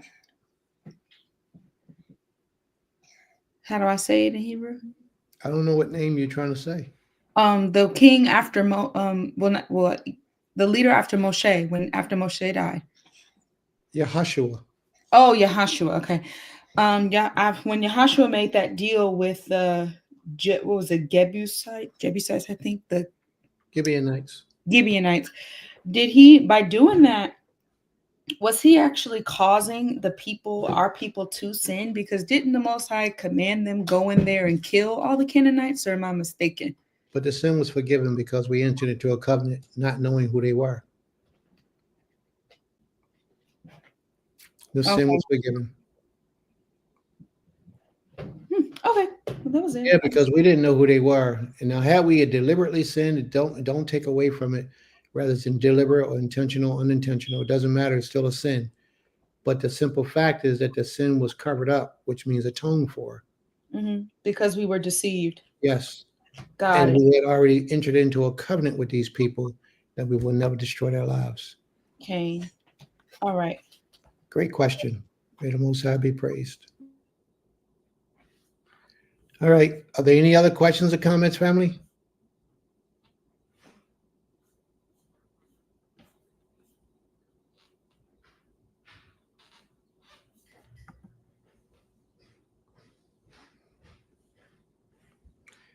No more questions or comments? Ima, is there anything you would like to say?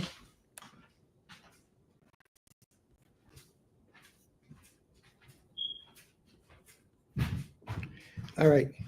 We're going to rise and face the east, please. We're going to close it out. Okay. Ima, do you want to speak? Oh, I was just saying low. You asked. Saying low. Okay. All right. We're going to close this out in prayer. Are there any prayer requests before we close out? None that I saw. We would need my dad's permission, right? Well, you are his daughter. I mean, I pray for him, but I am his daughter, so maybe I can do that. Mm-hmm. You're connected to him.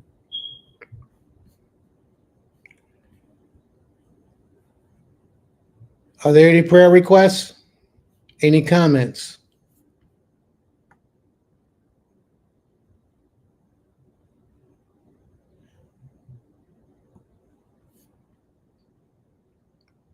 All right. We're going to close out in prayer. Get the lights, please.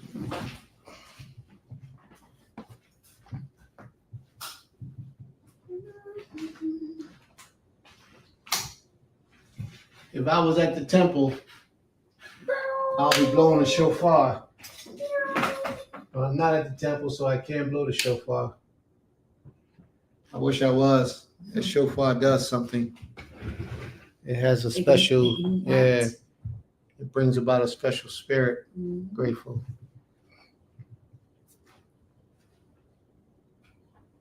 Most High, great King, Master of all creation, we humble ourselves before you, and we ask for permission to approach unto your throne.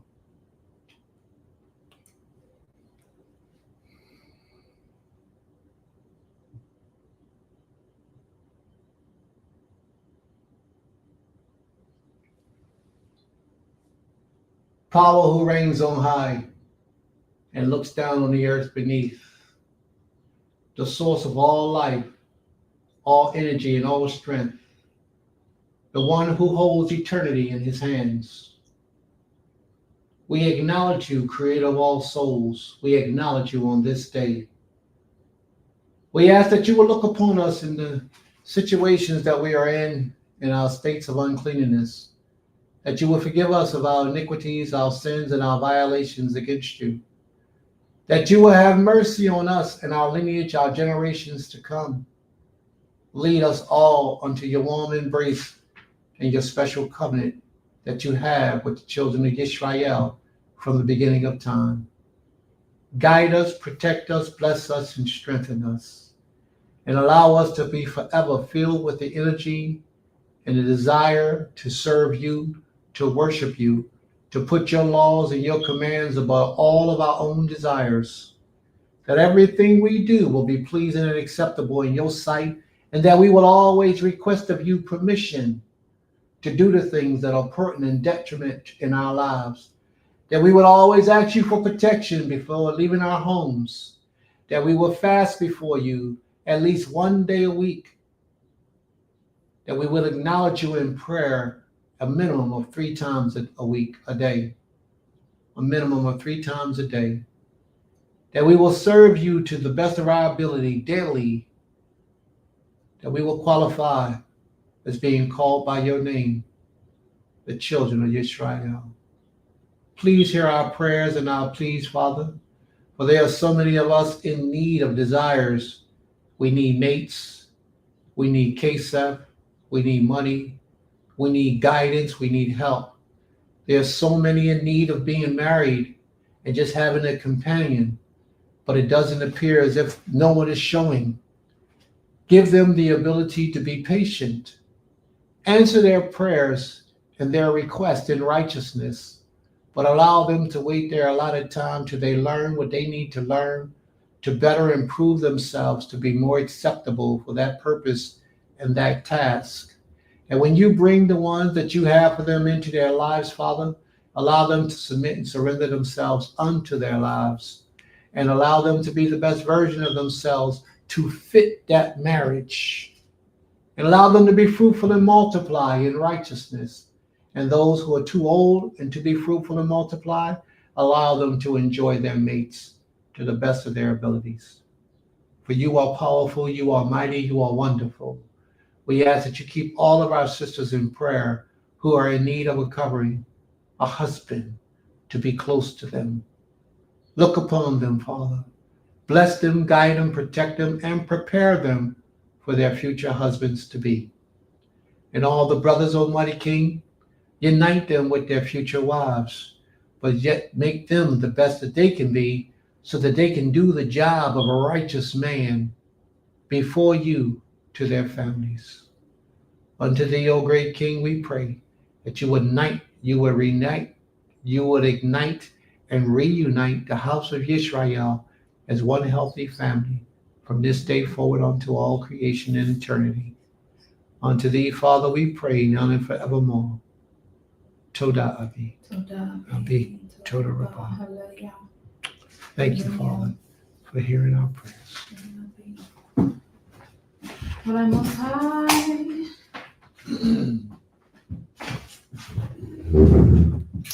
All right, family.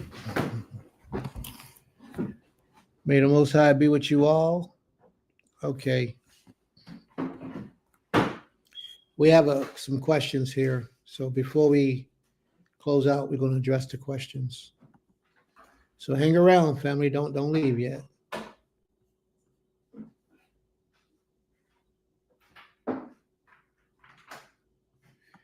All right. Sister Ornate. She says, the way you break down things and connect the dots in scriptures continue to amaze me. Toda Rabbah for your mind in our minds, in our midst. Every week I learn something else that I hadn't before. May the Most High be praised. May the Creator be praised. Absolutely. Thank you. I'm glad to be of service and glad to do this all. Leilak, son of Chief Malak. Shabbat Shalom, Brother Leilak. Aim. If a marriage covenant was made under a prior leadership, can it be dissolved if both parties are now under separate leaderships, with one being outside of Israel and the other inside? Absolutely. It don't matter what leadership made or orchestrated the covenant. Any leadership can disannul the covenant as long as that leadership is your recognized leadership. Somebody that you walk with, hear to, and listen to, and obey. Because remember, anybody that's in condition of leadership is somebody that you have to submit yourself to in will and authority. So you have to be careful about that. But you can bring that situation or that matter to any leadership that's walking in the ways of the Most High and have them disannul or dissolve that marriage. As long as both parties are in agreement and both parties would speak, then it can be done. And if one party is in disagreement and never shows up and given ample amount of time to show up, it can be done. So there are always ways to handle that. And Aim, I pray that answers the question with me not knowing fully what the question is about. But you got my number. If you know, you already know. If you need me, I'm there. You already know that. Mr. Otter, Shabbat Shalom, and thank you for your continuous support and your continuous participation. Daquan, my brother, Shabbat Shalom. May the Most High be with you as well. All right, family. Thank you. Thank you. May the Most High be praised. So we're going to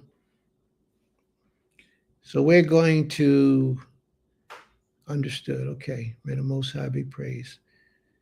We're going to be closing this out in a moment. Just give me one moment. Ima, are there any announcements? Are there any announcement, Ima? No, just a reminder of the holy days coming up. What holy days are coming up for the family? Yom Turak, Yom Kippurim, and Chag Sukkot, and Shemini Atzeret.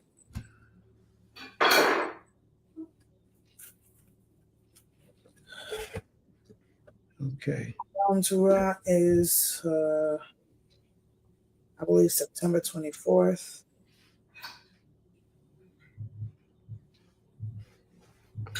Yom Kippurim is the 3rd of October, and I believe Chag Sukkot begins October 8th. I'm looking it up to just make sure I have the dates correctly. And that's providing that the moon appears. I believe it's the 24th. The estimated time. Okay. So yes, providing the moon appears, then Yom Teruah will be September 24th. Yom Kippurim, October 3rd. Chag Sukkot, the first day is October 8th, and the last day, Shemini Atzeret, is October 15th. Okay. May the Most High be praised. If there's any questions or comments, family, please let us know, and we will deal with those comments. All right. And if you choose to give any donations, please hold your donations till after Shabbat. We lift the donation button up here so that anyone wishing to give any donations can do so of their own volition. May the Most High be praised. Can you put that on the page, Imam, before we close out? But you got to do it after Shabbat, please. Oh, yes. I got you.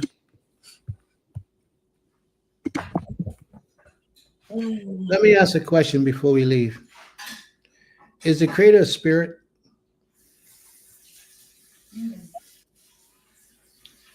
You asked this before? Yeah, I may have. I want to know from the family, what do y'all think? Is the Creator a spirit? I think he's something that's above spirits. Anybody? Anybody got an answer? Is the Most High a spirit? Thank you. Is the Most High, El Shaddai, our power, is he a spirit? Does anyone have any answers for that?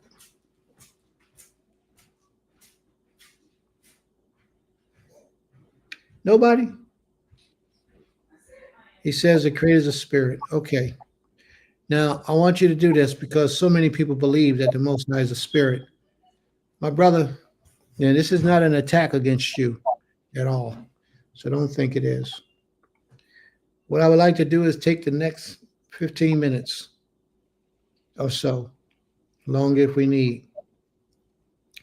Show me anywhere where it says in the scriptures that the Most High is a spirit. Anywhere where the scripture says that the Most High is a spirit.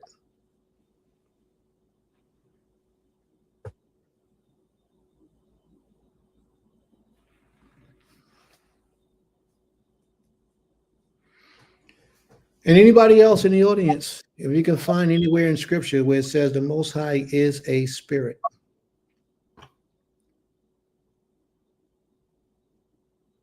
Anybody show that to me, because for too long we allow the oppressor's education to become right knowledge when it's actually wrong knowledge. You will not find anywhere in the scriptures where the Most High is a spirit, because it's not there, because the Most High is not a spirit. It's not there. I haven't seen a scripture saying that specifically. I just know he says, I am what I am, or something like that. He just is. Very well. Now, the Most High has spirits that work for him. They are his servants, but he himself is not a spirit.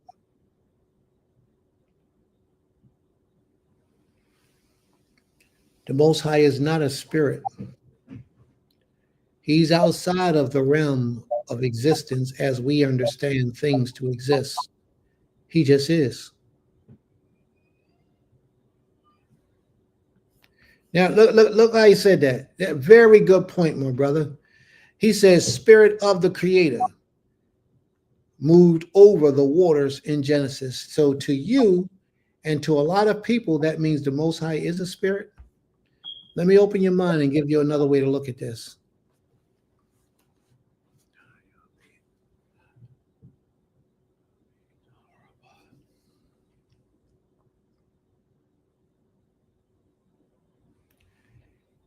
If you worked for a supervisor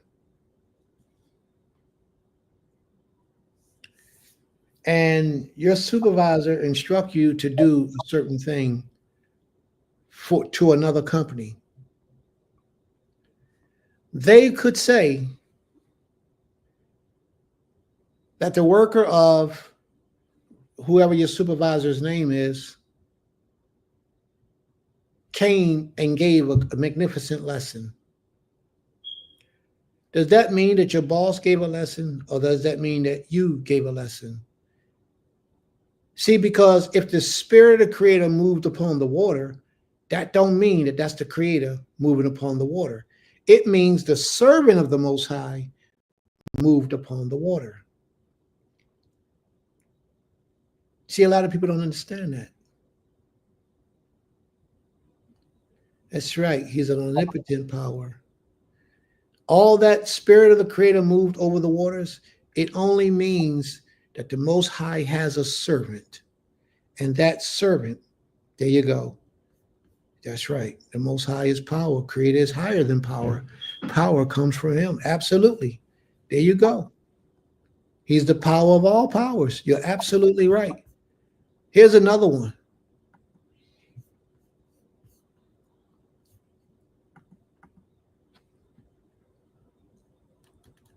You made me forget my point, but it's okay, because it was something valuable that you said that made me forget, so it's okay.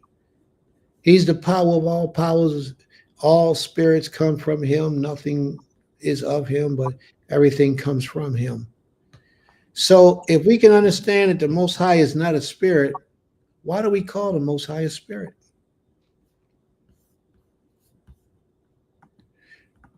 The reason why we call the Most High a spirit is because the adversary tells us to.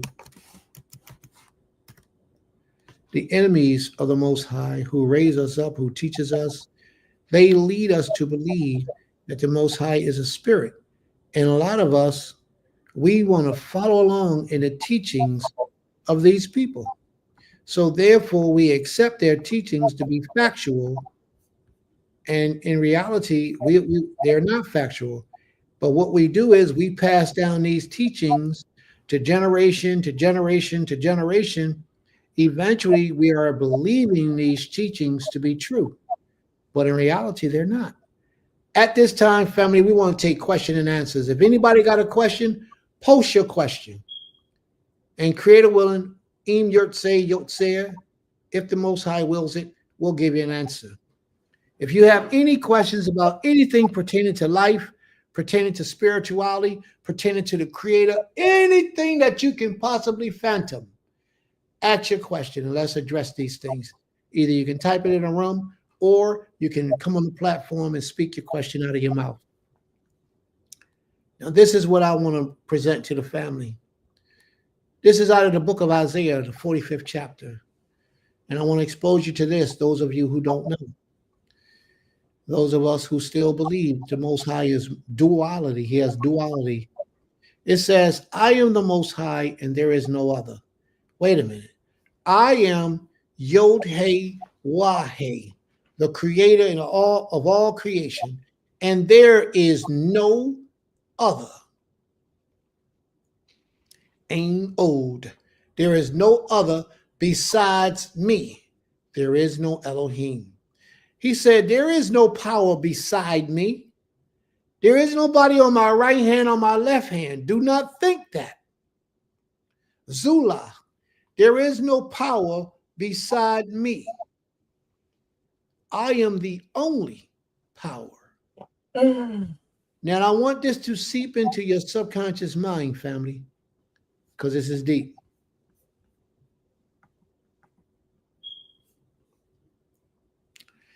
I am the Most High, and there is no other beside me. There is no Elohim. He says, I equip you, though you do not know me. I have done things for you, though you do not know who I am. That people may know, now watch this, because this is another thing that our oppressors have taught us, but we don't understand. That people may know from the rising of the sun and from the west that there is none beside me. He says, I am the Most High and there is no other. So why is it that we can't understand the message that the Creator is trying to give us by associating somebody else with him? He's told us 3 or 4 times in a row, there is no other, but we keep trying to add somebody else in there. It's not even up for debate. The Most High made it simple. There is no other. He says, I form the light and create darkness. I make well-beings and created calamity. I make good and create evil. I am the Most High who does all these things. The word they got translated as calamity in Hebrew is the word Ra. And the word that they have as evil or peace is the word Shalom. They got it as well-being here. It says, I make peace and create calamity. Well, the calamity means Ra, which is evil. He says, I, the Most High, do all these things. Therefore, know, family, that there is no way that something evil can happen except the Most High allows it to happen. We give too much credit to an outside entity, and then people begin to worship that outside entity, and they think that that outside entity got some power of his own, but he doesn't. Only the Most High. He says, I make peace and I create evil. He says, I am Yod-Heh-Wah-Heh, who does all these things. Shower, O heaven, from above, and let the clouds rain down in righteousness. Let the earth open, the salvation of righteousness may bear fruit. Let the earth cause them both to sprout. I, the Most High, have created it. He keeps repeating it over and over and over for us to get into our subconsciousness that there is no power but him. He says, woe unto him who strives with him who formed him. Why are you striving with the Most High? He tells you it ain't nobody but him, but you want to say, yes, there is somebody other than you, or that person is you. You try to confuse this stuff. The Most High is saying, why are you striving with me? He says, a pot among the earth pots. Does the clay say to him who formed it, what are you making? Or your works has no hands? Woe to him who says to a father, what are you begetting? Or to a woman, with what are you in labor? Thus saith the Most High, the Holy One of Israel, and the one who formed him. He says, ask me things to come. Will you command me concerning my children and the works of my hands? He said, I made you. I made the earth, and I created man on it. It was my hands that stretched out the heavens, and I commanded all their hosts.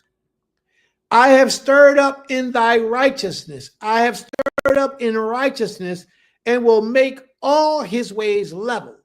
He shall build my city and shall set my exiles free, not for price or reward, says the Most High of hosts, the Most High, the only Savior. Thus says the Most High, the wealth of Egypt and the merchandise of Cush and the Sabaeans, men of stature, shall come over to you and be yours. They shall follow you. They shall come over in chains and bow down to you. They will plead with you, saying, surely the Most High is in you, and there is no other, no Elohim besides him. He stands alone. Truly, you are an Elohim who hides himself, O Elohim of Yisrael, the Savior. Who's the Savior? The Most High is the Savior. All of them are put to shame and confounded. The makers of idols go in confusion together. Well, what is an idol? Somebody tell me what an idol is. Please, somebody type that in the room. What is an idol? And we're going to come back to that, but somebody please type that in the room. But Yisrael is saved in the Most High with an everlasting salvation. You shall not be put to shame or confounded to all eternity. For thus says the Creator, who have created the heavens. He is Elohim, who formed the earth and made it. He established it. He did not create it empty. He formed it to be inhabited. I am the Most High, and there is no other. I did not speak in secret in a land of darkness. I did not say up to the offsprings of Jacob, seek me in vain. I, the Most High, speak the truth. I declare what is right. Assemble yourselves and come. Draw near together, you survivors of the nations. They have no knowledge who carry out about this wooden idols and keep on praying to a God that cannot save. Declare and present your case. Let them take counsel together. Who told this long ago, who declared it of old? Was it not I, the Most High? And there is no God beside me. There is none to my left. There is none to my right. There is no God beside me, a righteous Elohim and a Savior. There is none beside me. Turn to me and be saved. Put down your idols. Put down your images. Put down your deities. Turn to the Most High and be saved, all the ends of the earth. For I alone am Ha Elohim, and there is no other. By myself I have sworn. From my mouth has gone out in righteousness a word that shall not return void. To me, to the Most High, to El Shaddai, to Yod-Heh-Wah-Heh, to Yotzer, to me every knee shall bow, and every tongue shall swear allegiance. Only in the Most High it shall be said of me, our righteousness and strength. To him shall come and be ashamed all who were incensed against him. In the Most High, all the offsprings of Israel shall be justified and shall glory. In the Most High and the Most High alone.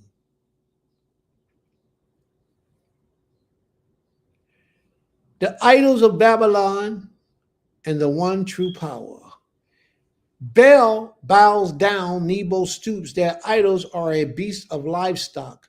They're things you carry and bore, and burdens of wild beasts. They stop, they bow down together. They cannot save the burden, but themselves go into captivity. Listen to me, O house of Jacob, all the remnant of the house of Yisrael. Watch this, because it's coming up. Who have been born by me from before your birth, carried from the womb, even to your old age, I am he. And to the gray hairs I will carry you. I have made and will bear, I will call and will save. To whom, now this is it, to whom will you liken me to and make me equal and compare me that we may be alike? There is none like unto the Most High, and neither should we compare any unto the Most High, because there is none like him.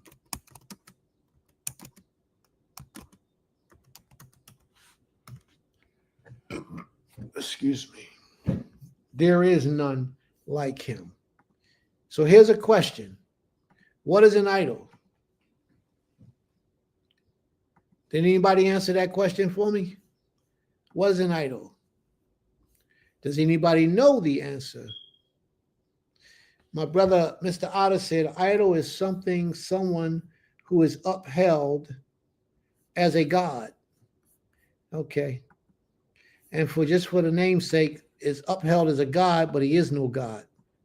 All right. Here you go.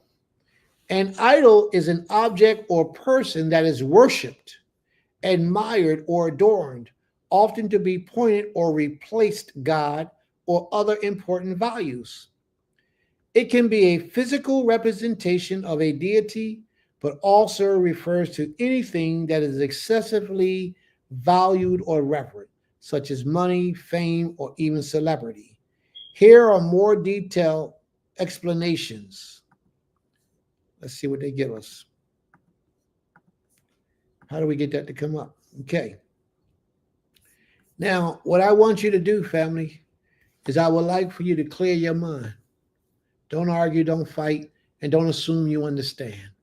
Just clear your mind and ask yourself, are you practicing idolatry? Be clear with your thoughts.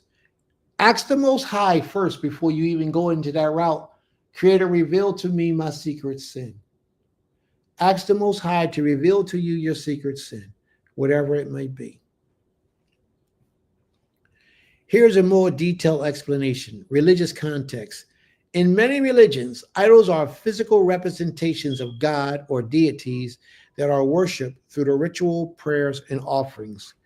Do you know of any physical representations of people deities that they reverence through rituals, through prayers and offerings? Do you know the power that you serve?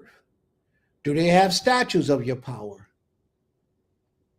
Do they have physical representations of your God? And do they pray to your deity? Do they offer to your deity? You can make anything an idol. Well, I want to see him make the Creator an idol. Figurative sense. The term idol can also be used metaphorically to describe anything that takes the place of the Creator in a person's life. This could include material possessions, career ambitions, relations, or even professional desires. And I think that this is what Mr. Otter is speaking about. But I want to deal with the physical representation of your power. Idols often evoke strong feelings of admiration, devotion, and even blind faith. People may prioritize the idols needed or desires over their own or others. Modern example: celebrities, material possessions, biblical precepts. In the Bible, idolatry is condemned as a sin. It is involved putting someone other than the Most High in the place of ultimate importance. Now, I need you to pay attention to that because that's extremely important. It involves putting someone other than the Most High in place of ultimate importance. It is seen as a misdirection of worship and devotion. In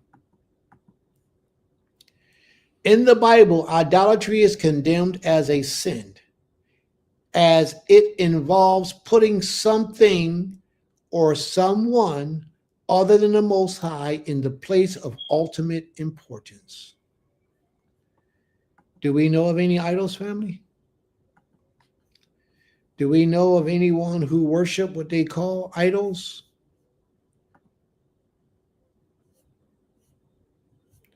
I'm only looking for pictures. Let me see if they'll give us some pictures of an idol.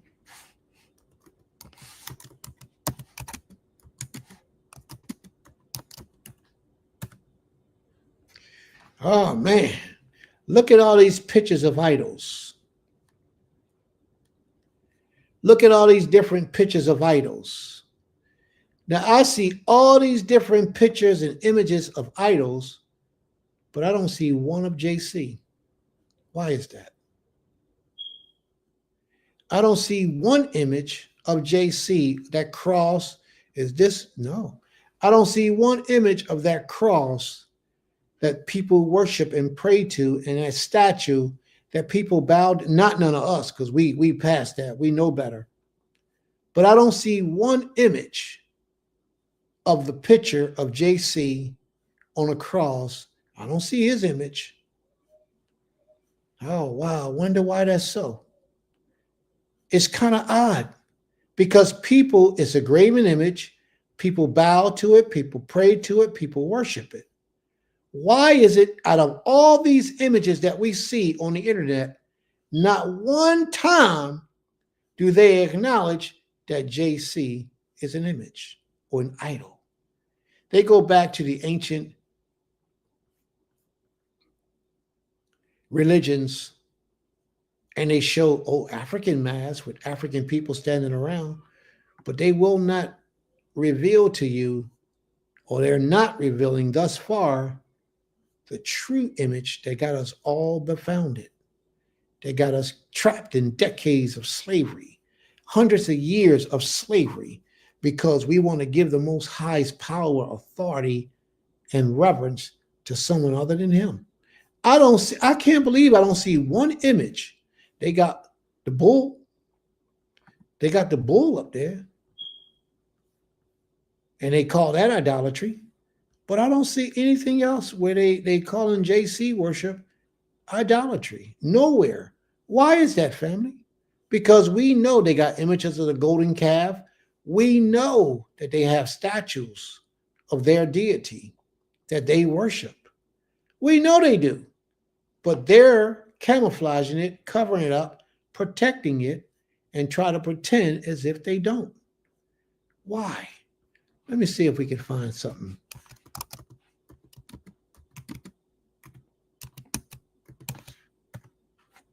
There you go. There you go. Is that an image? Is that an idol? Yes, we know it is, but they don't want you to know what it is. So if you see, let me just read it first. Let me read it, see what they're talking about. A statue of Jesus. Then the commandment says, thou shalt have no image of anything in the heavens above, and the earth beneath, and the waters underneath of the earth, to bow down thyself, to worship them.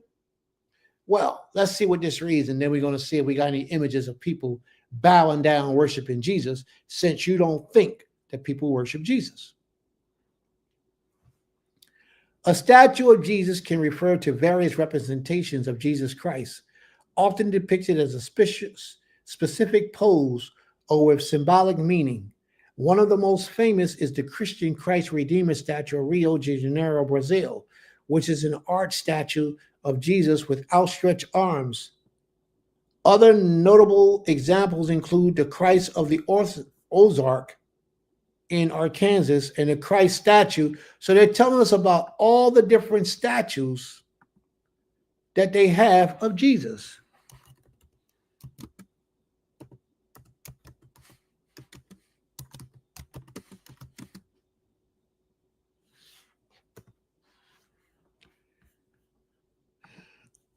Here we go. We got people bowing down. That's Mary, ain't it?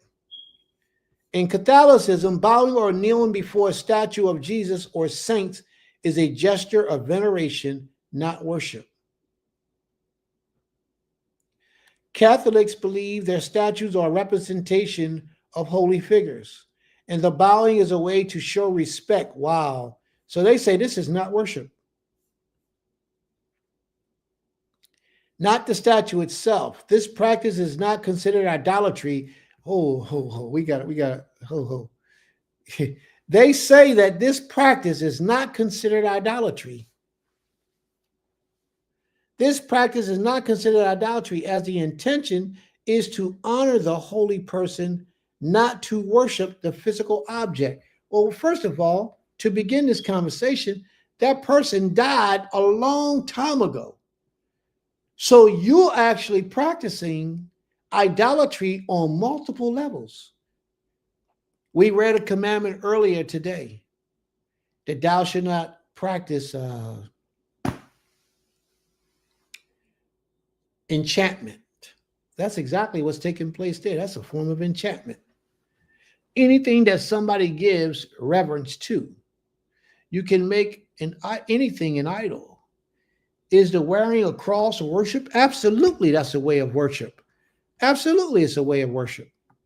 It's a way of worship when you want people to recognize the reason why you wear the cross is so that others, some people, so that others will recognize that you're a Christian. And also another reason why you wear the cross is because you want to honor the dead. You want to honor your deity who has died. So that's a way of reverencing. And that's a way of worship. Catholic variations versus worship. Catholic distinguish between veneration, which is a sign of respect and honor, and worship, which is reserved for God alone. Well, wait a minute. When a Catholic kneels before a statue, whoa, the Creator says never kneel before a statue. When a Catholic kneels before a statue, they are directing their focus in prayer toward the person the statue represents, seeking their intercession or offering prayers or thanks. Now, how could that not be idolatry? It says they're seeking their intercession. These dead people, this statue is representing somebody that's dead. And how can this person intercede on your behalf and you're offering prayers and thanks and it not be idolatry? Family, we got a lot of work to do. We really do. We got a lot of work to do. Now look at this. This is JC. In the New Testament, they call him Jesus the Christ. In the New Testament, they call him Jesus the Christ. We just call him JC for short. Okay? We have pictures of people bowing down, prostrating, and worshiping at the foot of JC. So now my question to the family is JC an idol? Would JC be considered an idol? Somebody let me know, please. What do you think? Is JC an idol? It says that idols are people that reverence things. An idol is when someone puts something in the place of the Most High and say they're a creator and give the Most High's energy or reverence to that idol, that statue. The Most High says in the book of Exodus, thou shalt not bow down to anything in the heavens above. Thou shalt not make no images of anything in the heavens above, the earth beneath, the waters underneath of the earth, to bow down thyself to them. That's what the Most High says. These people have made these images of things in the earth beneath, and they bow down to these statues, to these images. These statues and these images are taken out of the New Testament. They took these images, or the personification, out of the New Testament directly. It's a picture of Jesus. It's the image of Jesus. And they're bowed down, they're worshiping these images. We got a lot of work to do, family. So just for the record, a lot of us need to know and understand that we are practicing idolatry every time we try to bring somebody into this and say, you are the Most High. You are worthy of praise. You are worthy of reverence. They're not the Most High. They're not worthy of praise. And you yourself are committing idolatry by doing so. Are there any other questions or comments for the family tonight before we close out of here? Because we don't want to be guilty of idolatry. Idolatry is what got us in this situation to begin with. Kimaya, Shabbat Shalom, Toda Rabbah, awesome prayer, Toda Rabbah.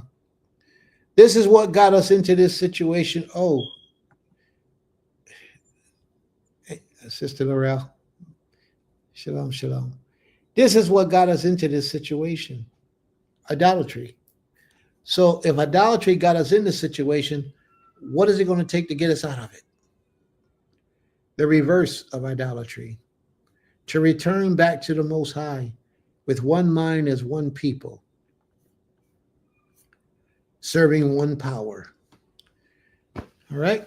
That's how we get out of idolatry. So if there's no further questions, if there are no further comments, we're going to close out. I'm just trying to keep it open a second to see if we get any questions or comments.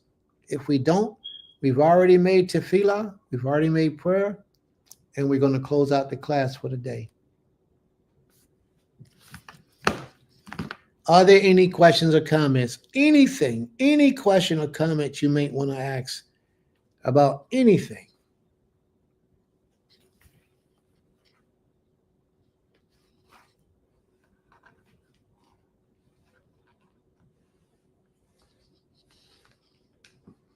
No? Nothing you want to ask? You know it all? You know enough? You satisfied? All right. No problema. We're going to move forward. We're going to close out our class for today. Since there are no questions, everybody's satisfied in their spirit.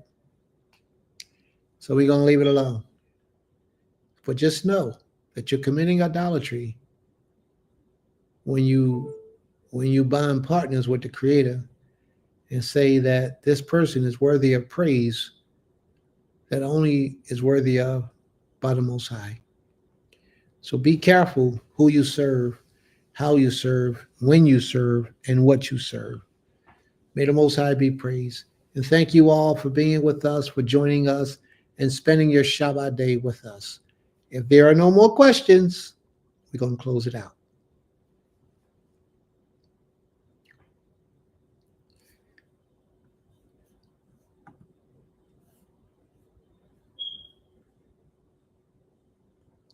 May the Most High be praised. Absolutely. And you as well, my brother. You as well. 1,900 people in the room. And nobody has any questions for the prince, huh? Nobody has any questions. I like rocking with these kind of people. So intelligent. All right, family, we're going to close it out. If it's the Most High's will, we'll see you all again next Shabbat. Next Shabbat, we should be in the temple. I can't wait. I miss the temple. Haven't been in the temple so long. Can't wait to get back in there. So next Shabbat, we should be in the temple. May the Most High be praised. Shabbat Shalom, Lakim. Shabbat Shalom.